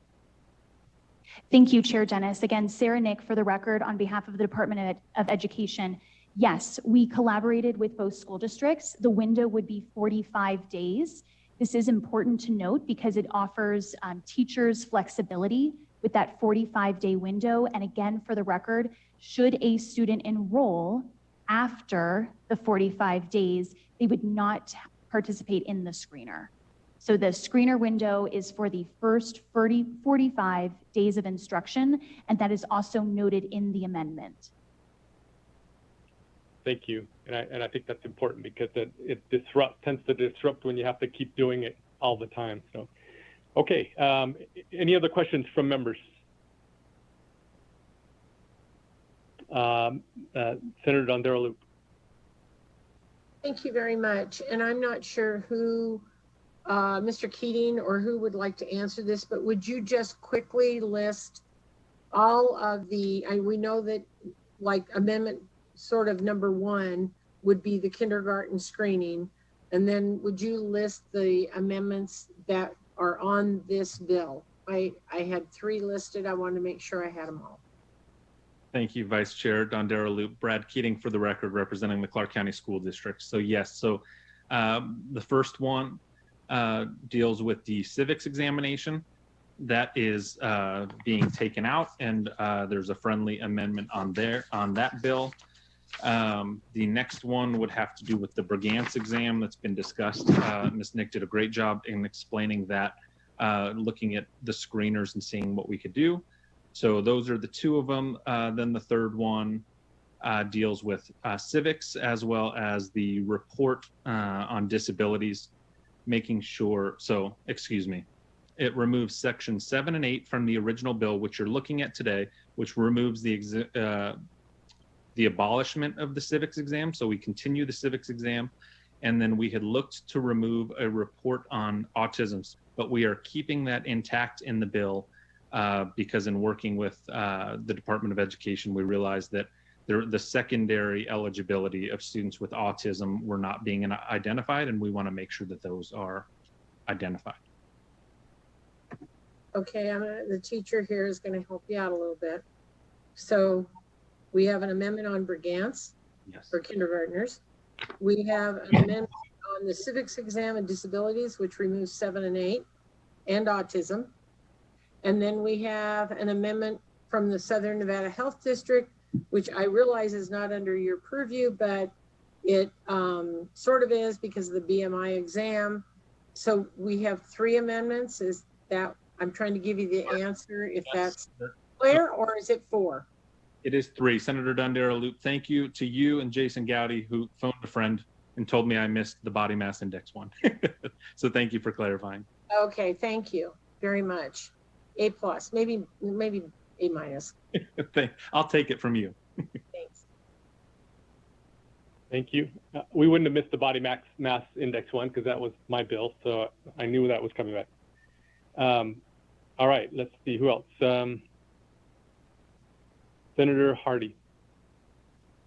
Thank you, Mr. Chair. I have to go on the record that I appreciate Mr. Keating meeting with me and talking about this and going through it. I like it, and I would like it even better if we started school this year for everybody and every teacher. But thank you much for bringing all of those amendments all together. Thank you, Mr. Chair. Thank you, Senator Hardy. Okay, any other questions? All right, so with that, we're going to go now to those that are going to give testimony in support of the bill, in support of SB 2. I know that our staff will help get that set up, and those that are offering the amendments, if you're on that call, we might have a question or two maybe as we go through for that. So we'll take those. So we're now in testimony and support. Chair Dennis? Yes. Would we have an opportunity after the amendments come to be able to ask questions? Or should we do it before? Do you want to ask questions on the bill? Well, like I really would like to comment on the BMI, but I think you said that's coming by the health department in the future. So should I wait till after or should I now? Well, let's wait till the health because you may have a question for them. That's what I'm asking. Thank you. Yep.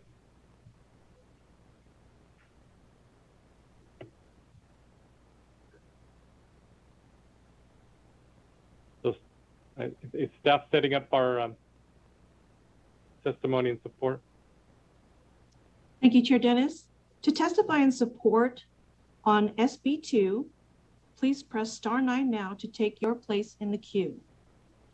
Again, to testify in support of SB 2, please press *9 now to take your place in the queue.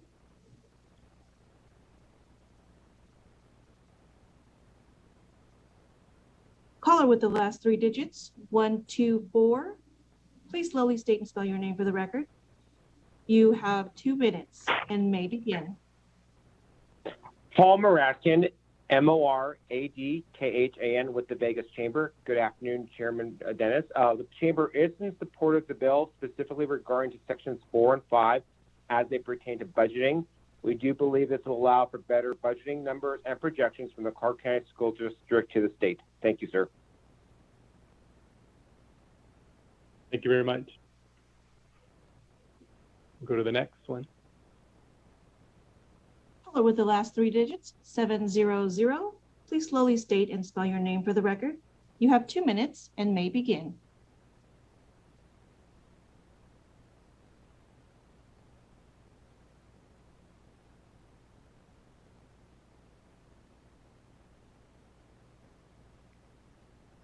Hello, my name is Brian Walker, BryanWachter, and I serve as the Senior Vice President of the Retail Association. We too are very much in favor of Senate Bill 2. We believe that if the Clark County School District and all school districts were able to run more efficiently, we would get a much better education result. We do have comments on Section 4 and 5. We believe, however, they don't go far enough. I know I was lucky enough to serve on the CCSD Budget Advisory Committee along with you and several other legislators, Mr. Chairman. And one of the suggestions from that committee was to move the fiscal year for the school district from July 1 to beginning October 1. I do serve on several of the school organizational teams in the Clark County School District, and it is very frustrating sometimes to be creating our budget, especially with information that we don't necessarily have because the legislature hasn't been able to complete its work. And so while we are in favor of Senate Bill 2, and we believe sections 4 and 5 as written will help the problem, we believe the actual fix would be to move the fiscal year to October 1.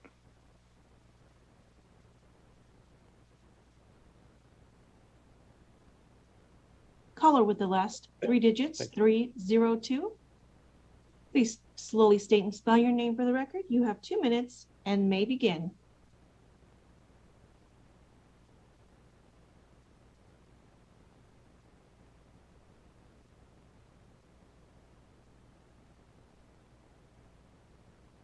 I am Carrie Cox. I am a kindergarten teacher for Pinecrest, Sloan Canyon.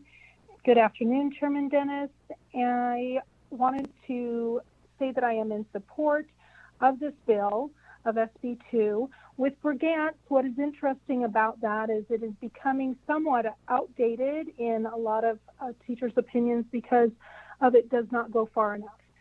We used ESGI last year or this school year to help assess and screen kindergartners coming in, and the year before we did Brigance. I'm a teacher of 31 years and I have used Brigance for years and I actually have loved it. But having done ESGI this last year, especially during COVID when we were unable to be in person and be able to use the manipulatives that we use with Brigance, that is a very intimate screening. It's your one-on-one, you're right there with the student. And with ESGI, it helped us be able to do that over the Zoom platform. And as teachers, we really loved that particular screening program. So again, I'm just in support of SB2 and thank you for your time today. Caller, can you please slowly state and spell your name for the record? Thank you. Yes, Carrie Cox, CarrieCox.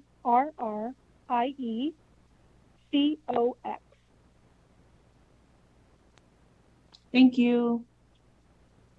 Thank you.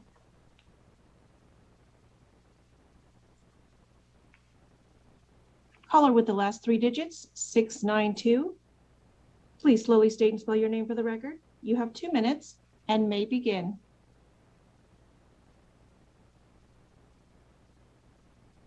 Good afternoon, Chair Dennis and Vice Chair Dondero Loop.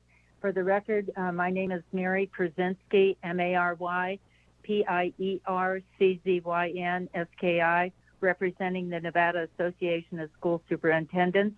We want to thank the Clark County School District for their work on this bill.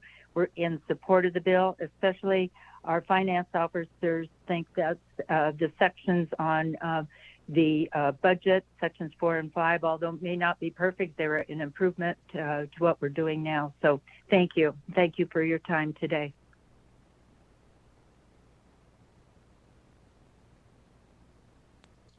Caller with the last three digits, 200. Please slowly state and spell your name for the record. You have 2 minutes.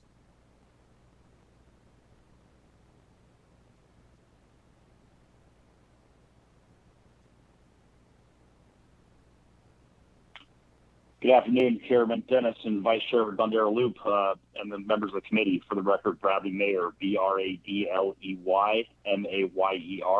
partner to Argento Partners, testifying today on behalf of the Southern Nevada Health District. Southern Nevada Health District supports the collection of height and weight data for the purpose of determining body mass index, or BMI, in a sample of students in Clark and Washoe County. Obesity continues to be a serious problem in our community, and in Clark County specifically, the percentage of individuals who are overweight or obese continues to increase, and this increase will likely accelerate because of the pandemic. According to the most recent Behavioral Risk Factor Survey System and Youth Risk Behavioral Survey System data, 68% of adults in Clark County are overweight or obese, and 29% of high school students in Clark County are overweight or obese.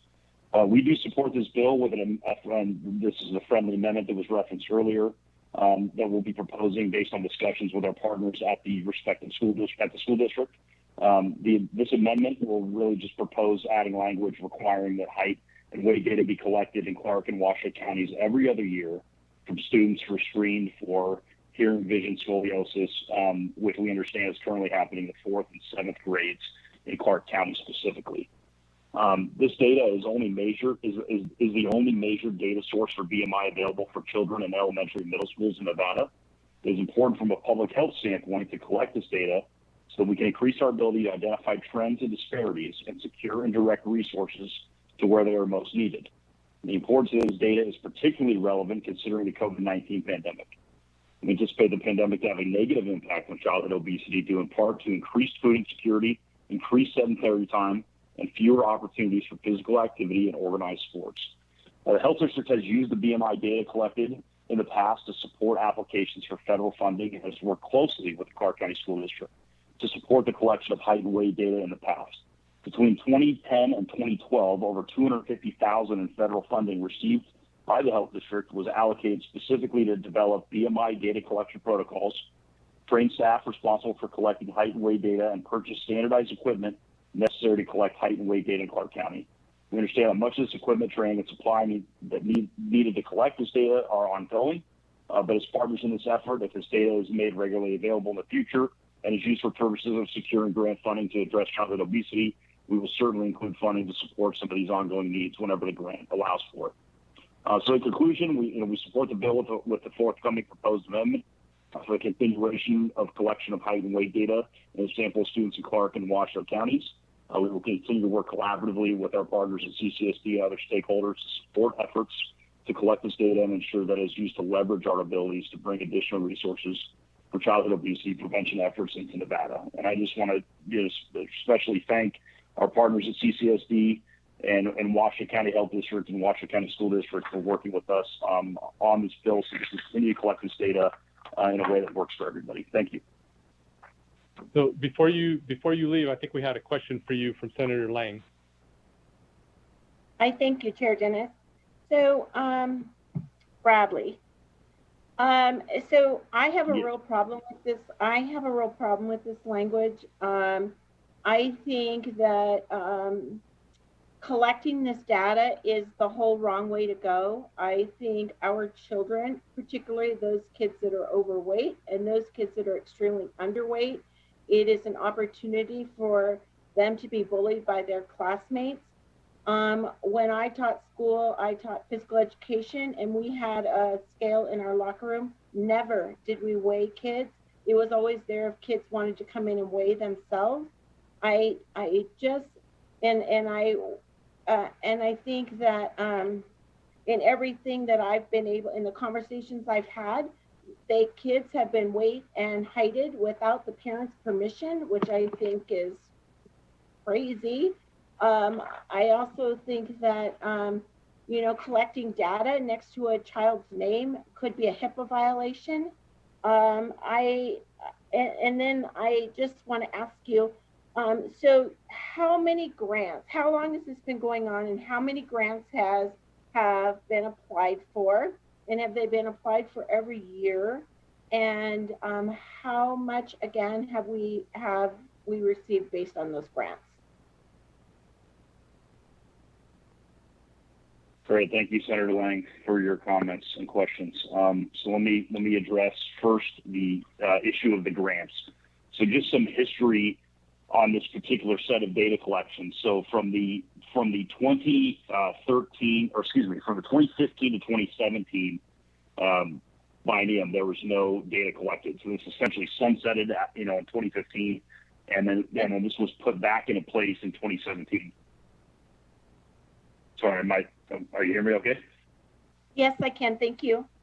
Oh, okay, sorry. So in 2015 was the most recent year that there was several grants that were brought forth, and they totaled, rough numbers, roughly there was 3 different grants that totaled roughly $5 million that were brought into the state in part from using this data. Not to say that, of course, it's solely dependent upon this data, but of course this data was used as part of those grant applications. Now the issue, I guess, in the intervening years has been this bill was put forth in 2017, and the 2018 data was the first new data collected, and that just became available, fairly recently. And so, and as I understand it, and again, I am not the subject matter expert on these grants and certainly on BMI myself, but I do understand that the grants are intermittent, so they're not necessarily a kind of standing schedule, but they do come up at times. And I know Washoe County more specifically uses them every year, and they can address that when they speak in their comments. But I know that the Washoe County School District uses it for some SNAP grants that they get, every year. The other thing I would say is that you kind of referenced the bullying or the making kids aware. As I understand the way this data is collected and transmitted, it's just completely anonymously. It's just aggregated data that is brought forth and put together to calculate sort of the population BMI, not necessarily tied to specific students. And I think that, of course, the making sure that there's those protocols in place to ensure anonymity is important.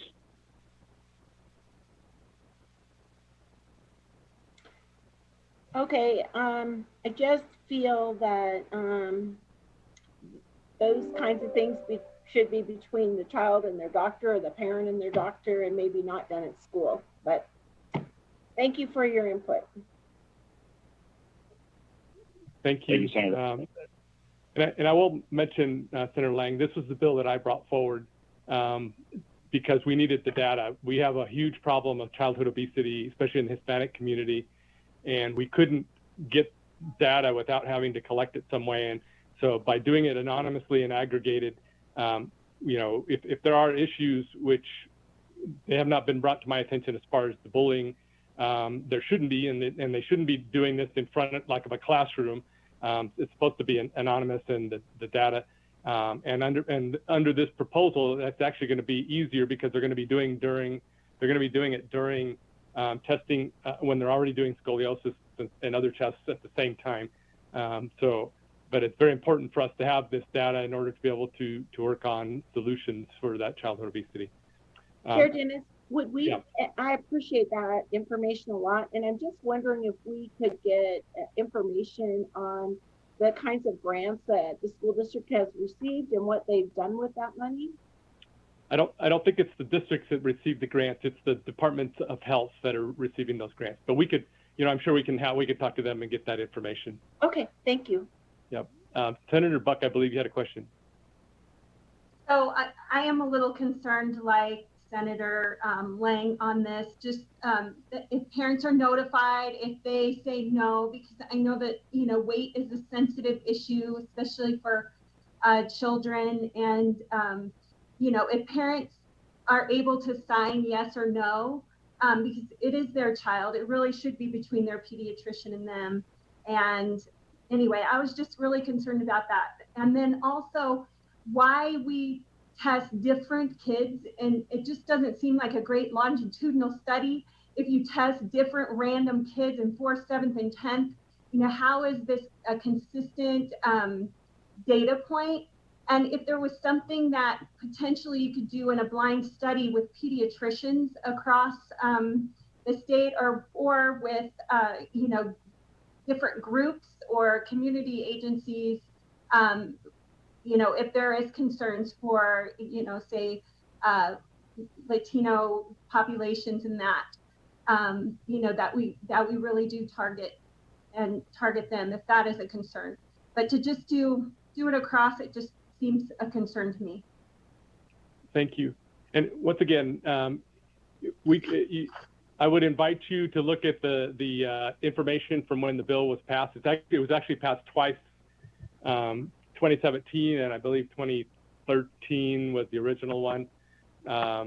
We talked a lot about all of that. And just to save time here, because this isn't really a hearing about about that particular bill.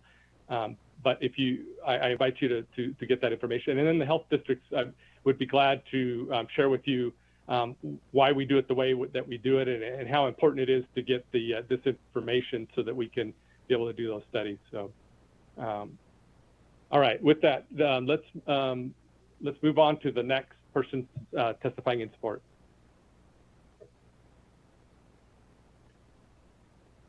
Caller with the last 3 digits, 927. Please slowly state and spell your name for the record. You have 2 minutes and may begin. Hello, and thank you, Committee Chair Dennis and committee members. My name is Hava Ahmed, H-A-W-A-H-A-H-M-A-D, and I'm here representing the Clark County Education Association. The Clark County Education Association represents more than 18,000 licensed professionals in Clark County School District. We are the largest independent teachers union in the country and in the state of Nevada. We engage in bipartisan advocacy for advancing public education in Nevada. CCEA would like to voice our support for Senate Bill 2 and thanks Clark County School District for bringing forth this bill. Currently, schools across Nevada revise budgets multiple times during the school year, consequently impacting their ability to plan appropriately for resources and staffing.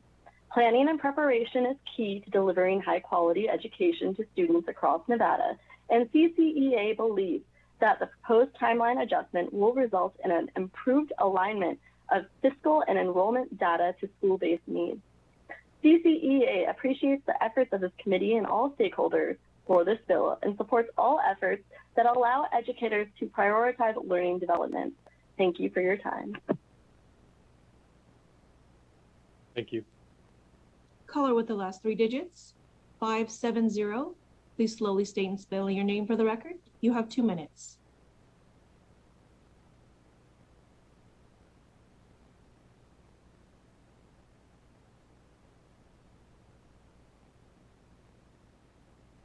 Hi, this is Leah Cartwright, Leacartwright,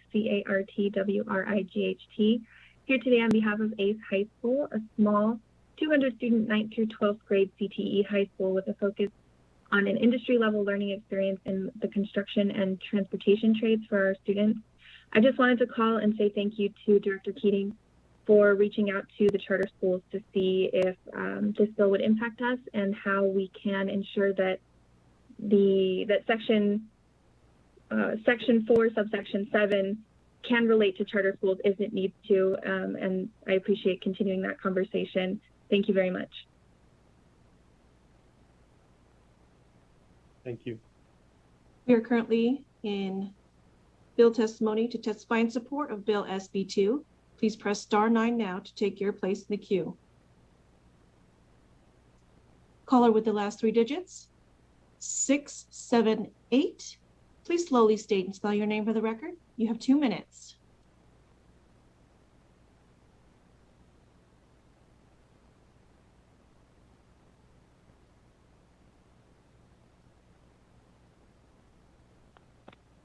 Hello, this is Julie Ostrovsky, Ostrovsky.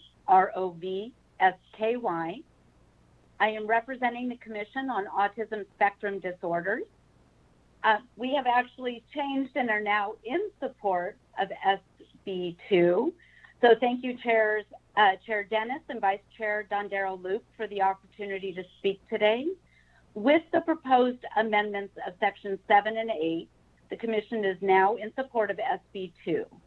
Sharing information about those with an autism diagnosis is important in order to ensure those in need of services get the help and intervention they deserve to lead a productive life.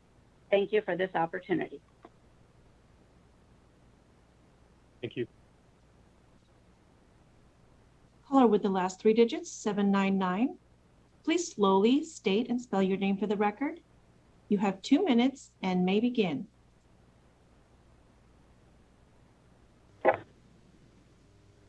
Hello, good afternoon. This is Kelly Goatley Seals, KELLI-GOATLEY-SEALS.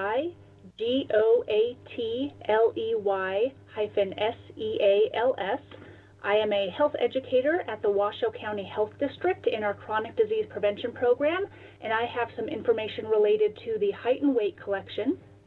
Since this legislation was passed, the Washoe County Health District has been partnering with our school district. We've been able to obtain the data that they collect. We've been able to analyze it and provide reports back out to the school district and our larger community. The health district depends on this kind of surveillance data to help keep our community healthy. The student height and weight data allows us to determine overweight and obesity rates and make recommendations or implement appropriate interventions based on that data. Some important findings from the Washoe County data include that while the majority of the students here in Washoe County fall in the healthy weight range, about 63%, 1/3 or 34% of Washoe County school-age children are overweight and obese. Overweight or obese, excuse me. Data shows that students attending Title I schools, those that have a high percentage of low-income families, have significantly higher rates of obesity than those students at non-Title I schools, and so that percentage is 29% versus 17% at non-Title I schools. And the data has also shown us that in Washoe County, our Hispanic and Black children have higher rates of obesity than the white children. So continuing to collect this height and weight measurement is important for Washoe County and other communities in Nevada. It is used to provide direction for prevention efforts. It can be included in grant applications. It helps measure the effectiveness of programs. Data like this is also important when we have limited funding and resources because it helps us know what groups need those resources most. I encourage the committee to take action to maintain the collection with the friendly amendments that are proposed. And if I have time, I would just like to comment related to using information from healthcare providers. Here in Washoe County, we have explored that, but what happens is that there are some disparities, and there are children that are not accessing healthcare, that they don't have health insurance, they're under or uninsured, and they're not seeking healthcare. So the school district data is really important because it gives us a great sample because most, if not all of our kids are in schools. Thank you. Thank you. Caller with the last 3 digits, 577. Please slowly state and spell your name for the record. You have 2 minutes. Chris Daly, D-A-L-Y, Nevada State Education Association, the voice of Nevada educators for over 120 years. NSEA is in support of the bill, and we would, in particular, like to thank CCSD and Brad Keating for working with us on some of our issues in the drafting. Thank you.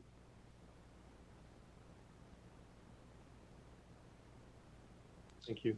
Caller with the last 3 digits, 459. Please slowly state and spell your name for the record. You have 2 minutes.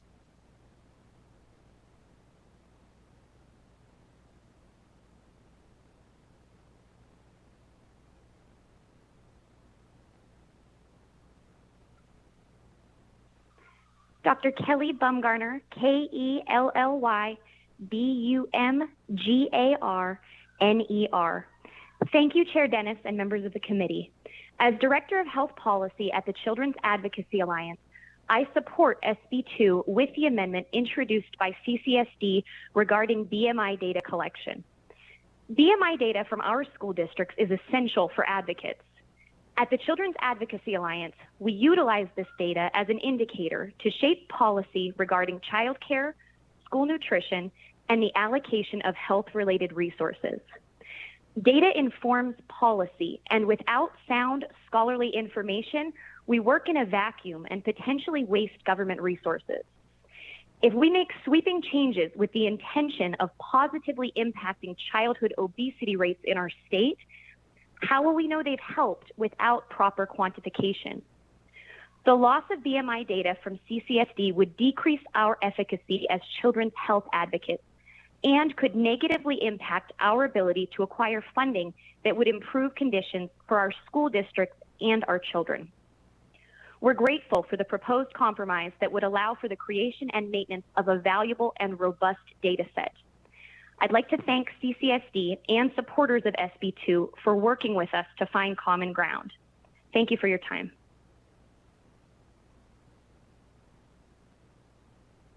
Caller with the last 3 digits, 047. Please slowly state and spell your name for the record. You have 2 minutes.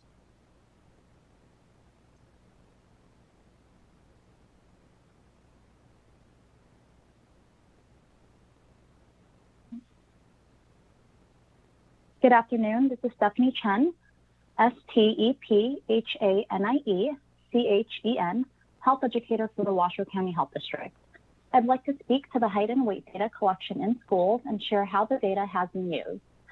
The Health District has applied for and received SNAP-Ed funding to run program activities promoting physical activity and nutrition in elementary schools. Because we have the height and weight data that shows us where the greatest need is, our efforts are focused on bringing the program to Title I schools. Additionally, the data has been shared and used in the following ways. It's shared in the Washoe County Health District's Epi News report that is distributed to healthcare providers, childcare providers, and others in the community.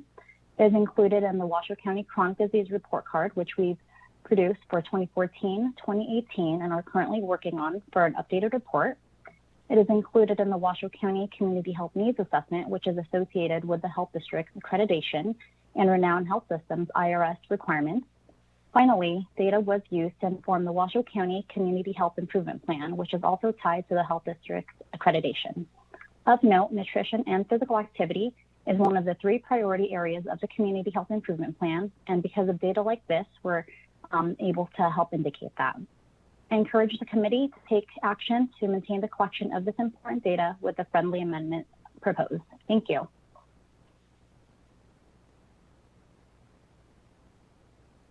Caller with the last 3 digits, 342. Please slowly state and spell your name for the record. You have 2 minutes.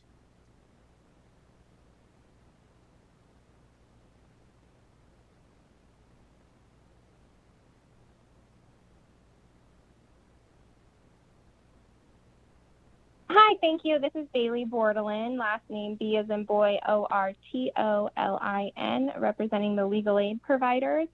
I just wanted to thank Brad Keating. We also are in support and appreciate the amendment related to autism information that we worked with Senator Dondero Loop to get into statute last session. It's really important to recognize this information as critical to helping children access services for autism. The school districts do a really great job of helping to identify kids with those needs to begin servicing them, but unfortunately getting the medical diagnosis for these children is a barrier. And so having that information communicated between the school districts and Health and Human Services, the goal there is to increase outreach from Health and Human Services to start connecting those families with the treatments and services that they need and are entitled to. So I would just note for you that the audit division just released an audit on autism services in the state, and one of the recommendations was that Nevada Medicaid should continue working with the Nevada Department of Education and the Nevada school districts to increase access to services. So we are happy to see that stay, and thank you for your time. Thank you. Caller with the last 3 digits, 079. Please slowly state and spell your name for the record. You have 2 minutes. Joelle Gutman Dodson, JoelleGutman-Dodson. Good afternoon, Senate Education. My name is Joelle Gutman Dodson, and I'm representing the Washoe County Health District today. You've already heard from our health educators that provided you with their expertise, but I just wanted to get on here and thank the Clark and Washoe County School Districts, the Southern Nevada Health District, and as well as Chair Dennis for working with us. We realize this is an extra task for the school districts to do, but we do believe it's very important, and we have committed to trying to make it as easy as possible for them. So we appreciate everybody working with us. Thank you very much. Caller with the last 3 digits, 353. Please slowly state and spell your name for the record. You have 2 minutes. My name is Stevie Markovich, Markovich, representing Pinecrest Academy Inspirada campus. Good afternoon. My name is Stevie Markovich. I am the Read by Grade 3 strategist at Pinecrest Inspirada.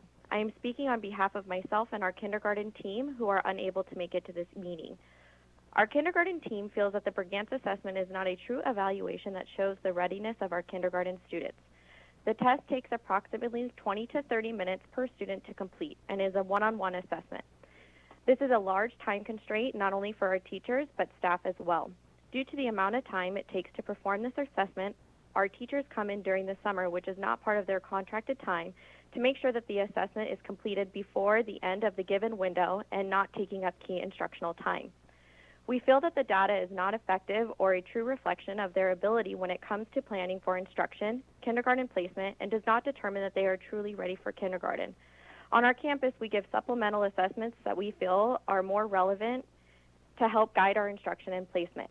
We also provide a kindergarten readiness boot camp where 10 to 15 students come to campus for 2 to 3 hours. During this time, teachers are able to work with students in small groups where they can observe, assess their fine motor skills, gross motor skills, student interactions, and how they follow directions. We are currently using iReady, ESGI, and MAP to further guide our instruction. Another concern our kindergarten team has regarding the Brigance assessment is that when a student misses 3 questions in a section, the students are stopped. This does not allow them to see a full representation of where each student is at. Our kindergarten team feels that their time will better be served using other comprehensive assessments that are indicative to to determine the kindergarten students' ability level, placement, and to help guide our teachers' instructions for overall learning success. Thank you for your time and consideration in this matter. Caller with the last 3 digits, 343. Please slowly state and spell your name for the record. You have 2 minutes.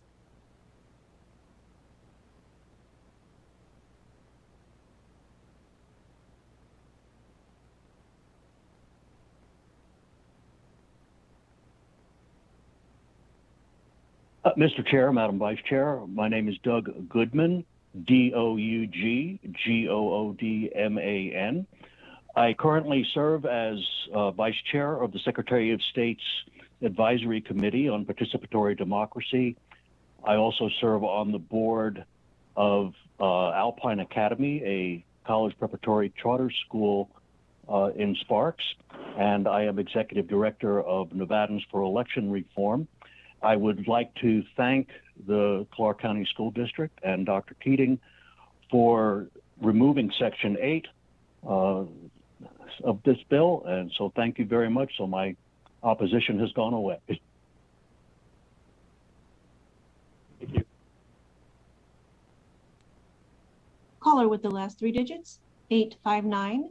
Please slowly state and spell your name for the record. You have 2 minutes and may begin. Hello, this is Janine Hansen, J-A-N-I-N-E-H-A-N-S-E-N. I am the state president of Nevada Families for Freedom. I'm not sure exactly where I should be speaking, but we no longer oppose this bill. We were very concerned about Section 8 and the removal of the civics exam. We testified last session in favor of Senator Dennis's bill because we feel this is critical. Our children need to be prepared if they are to participate in our democratic republic, and they need to understand how our government works. I think it's very critical, and so we're thankful to those that have determined to amend this Section 8 out of the bill, and so we no longer oppose it, and we'd like to thank those that have done this.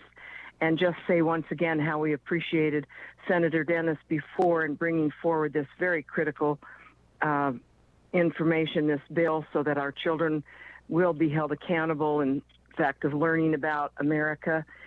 They need to know at least as much or more than those who take the naturalization examination. And so we appreciate those that have removed the Section 8 because we fully support civics education for our children for the future.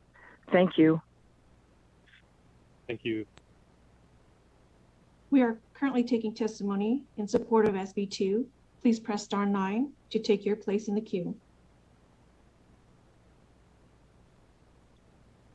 Chair, there are no more callers in support of SB 2 at this time. Okay, thank you.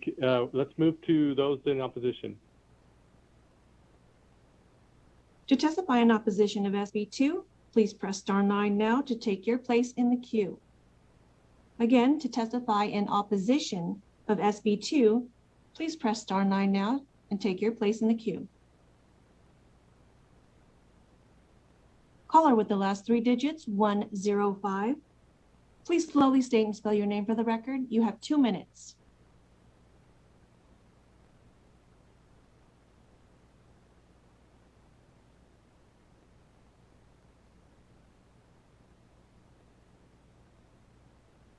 Hello, Chairman and Committee. This is Lynn Chapman, L-Y-N-N-C-H-A-P-M-A-N. I'm the State Treasurer of the Independent American Party. We were very concerned about Section 8, taking out the civics testing for the children. And I understand now that it won't be taken out, which is a good thing. We believe that the children should have at least as much information and knowledge as people who want to become American citizens. Our children have the right to learn about their own country, how it came to be, how our government was formed, and how it all works together. We don't want to shortchange our children, and this would help our children to become better informed citizens. And to achieve that goal, we do need to have testing, on civics testing, and that type of situation. I do understand that the testing will still stay in the bill, and that's what we're glad to hear. So I guess we're not really against it anymore. So thank you. Thank you. We are currently taking testimony in opposition of SB 2. Please press star 9 now to take your place in the queue. Chair, there are no more callers in opposition at this time.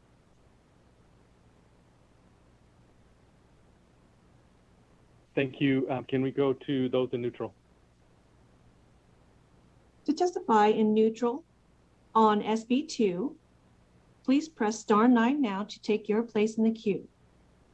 Again, to testify in neutral on SB 2, please press star 9 now to take your place in the queue.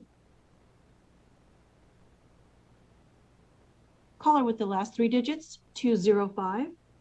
Please slowly state and spell your name for the record. You have 2 minutes and may begin.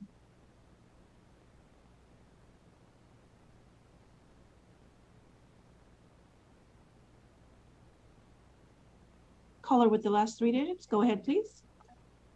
Hi, my name is Jessica Jones, JESSICA-JONES, and I'm a kindergarten teacher in Clark County. Good afternoon, Chairman Dennis and members of the committee. I'm here today speaking as an individual testifying in neutral to the original bill before the proposed amendment, as there's only one part of the bill in Section 1 that I want to speak to. The section applies to the Brigance test administered within the first 30 days of kindergarten. The Brigance test is a test we administer 1 time a year in kindergarten, and because it is only given 1 time a year, there is no growth comparison. The test is administered individually, so it can take anywhere between 30 minutes and possibly longer, depending on the student, which causes educators to lose up to 2 weeks of instruction, sometimes more. Educators do not use this data to drive instruction at all. In fact, the tests are kept in folders until the end of the school year and rarely, if ever, looked at again. Removing the requirement is welcome. However, the reason I am testifying in neutral is I have concern with what will happen at the local level once this requirement is removed. My concern is that the district will require another assessment in its place, which would cause more lost instructional time and which would also undo the intent of the legislature, which is something that I've seen in the past. So thank you for your time. We are currently taking testimony in neutral on SB 2. Please press star 9 now to take your place in the queue.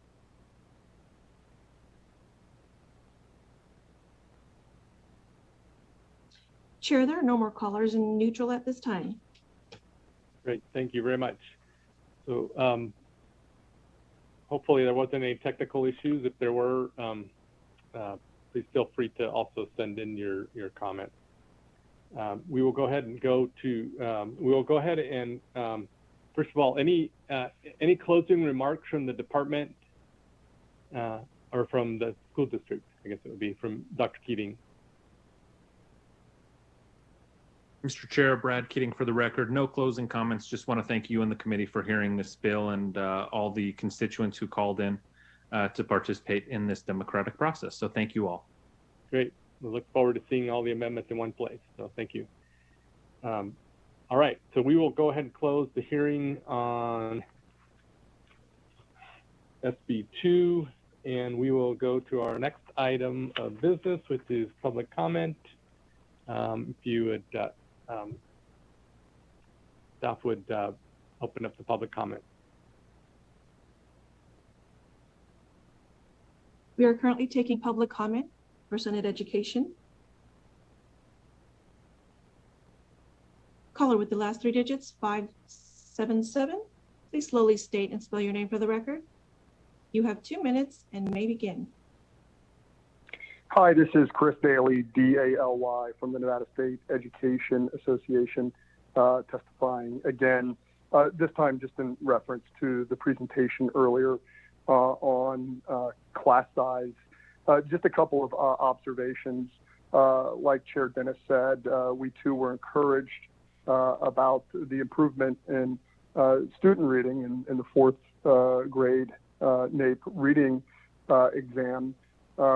Unfortunately, we also want to point out that in the budget submission, and I know this is not the money committee, but these things are related, we're faced with a $33 million proposed cut to early literacy supports in the governor's proposed budget. Also, we would point out that with the transition to the new funding plan, categoricals like Read by 3, like Zoom and Victory Schools, end up getting merged in with state funds.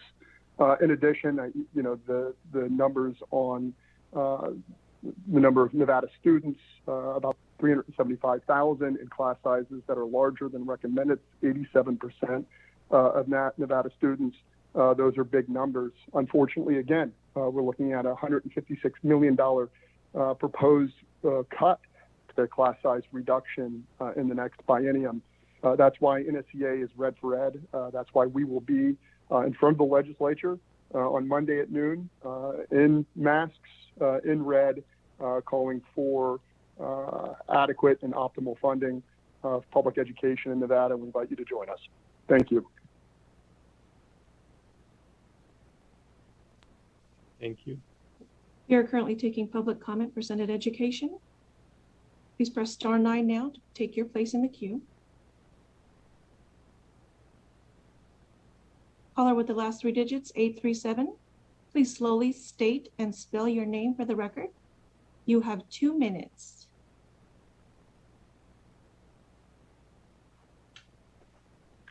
Kent Irvin, Kentervin, for the Nevada Faculty Alliance, the independent association of NSHE faculty statewide.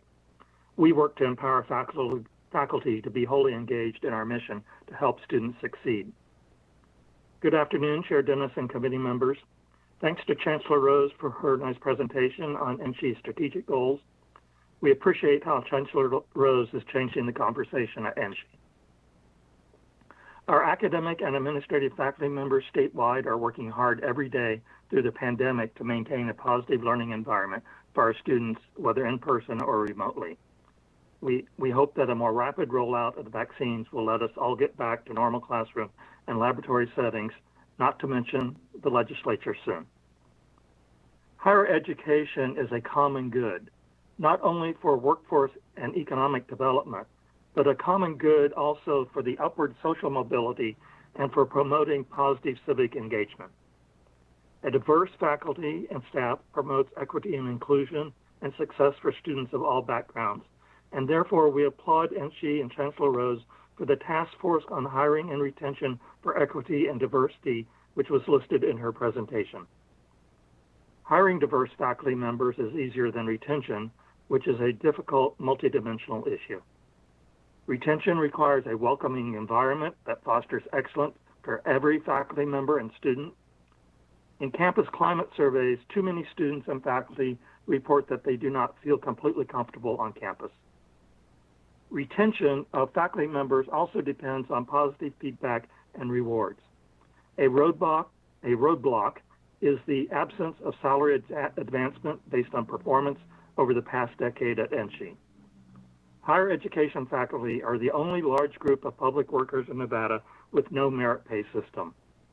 High performers can easily be snatched away with better offers from other institutions, and this is particularly true for faculty representing diverse groups in the very highly competitive higher education employment market. The broken compensation system at NSHE needs to be addressed. NSHE has started working on the compensation system this past 2 years with its performance pay task force. The Nevada Faculty Alliance looks forward to working with NSHE and the legislature on solutions this session. Thank you very much.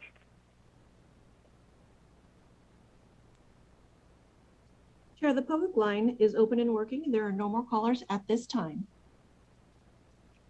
Thank you very much. All right. We don't have any other items to come before us. Is there anything that we missed? A lot of discussion today. We tend to have that in education a lot. So I think we appreciate all of you being here today. We appreciate all the presenters and all the work that went on SB2 and the presentations that were given. Some good information. So with that, we will go ahead and adjourn this meeting. We will see you on Monday. Will be our next meeting. Thank you. Thank you to staff for all the work that they put this all together. Thank you.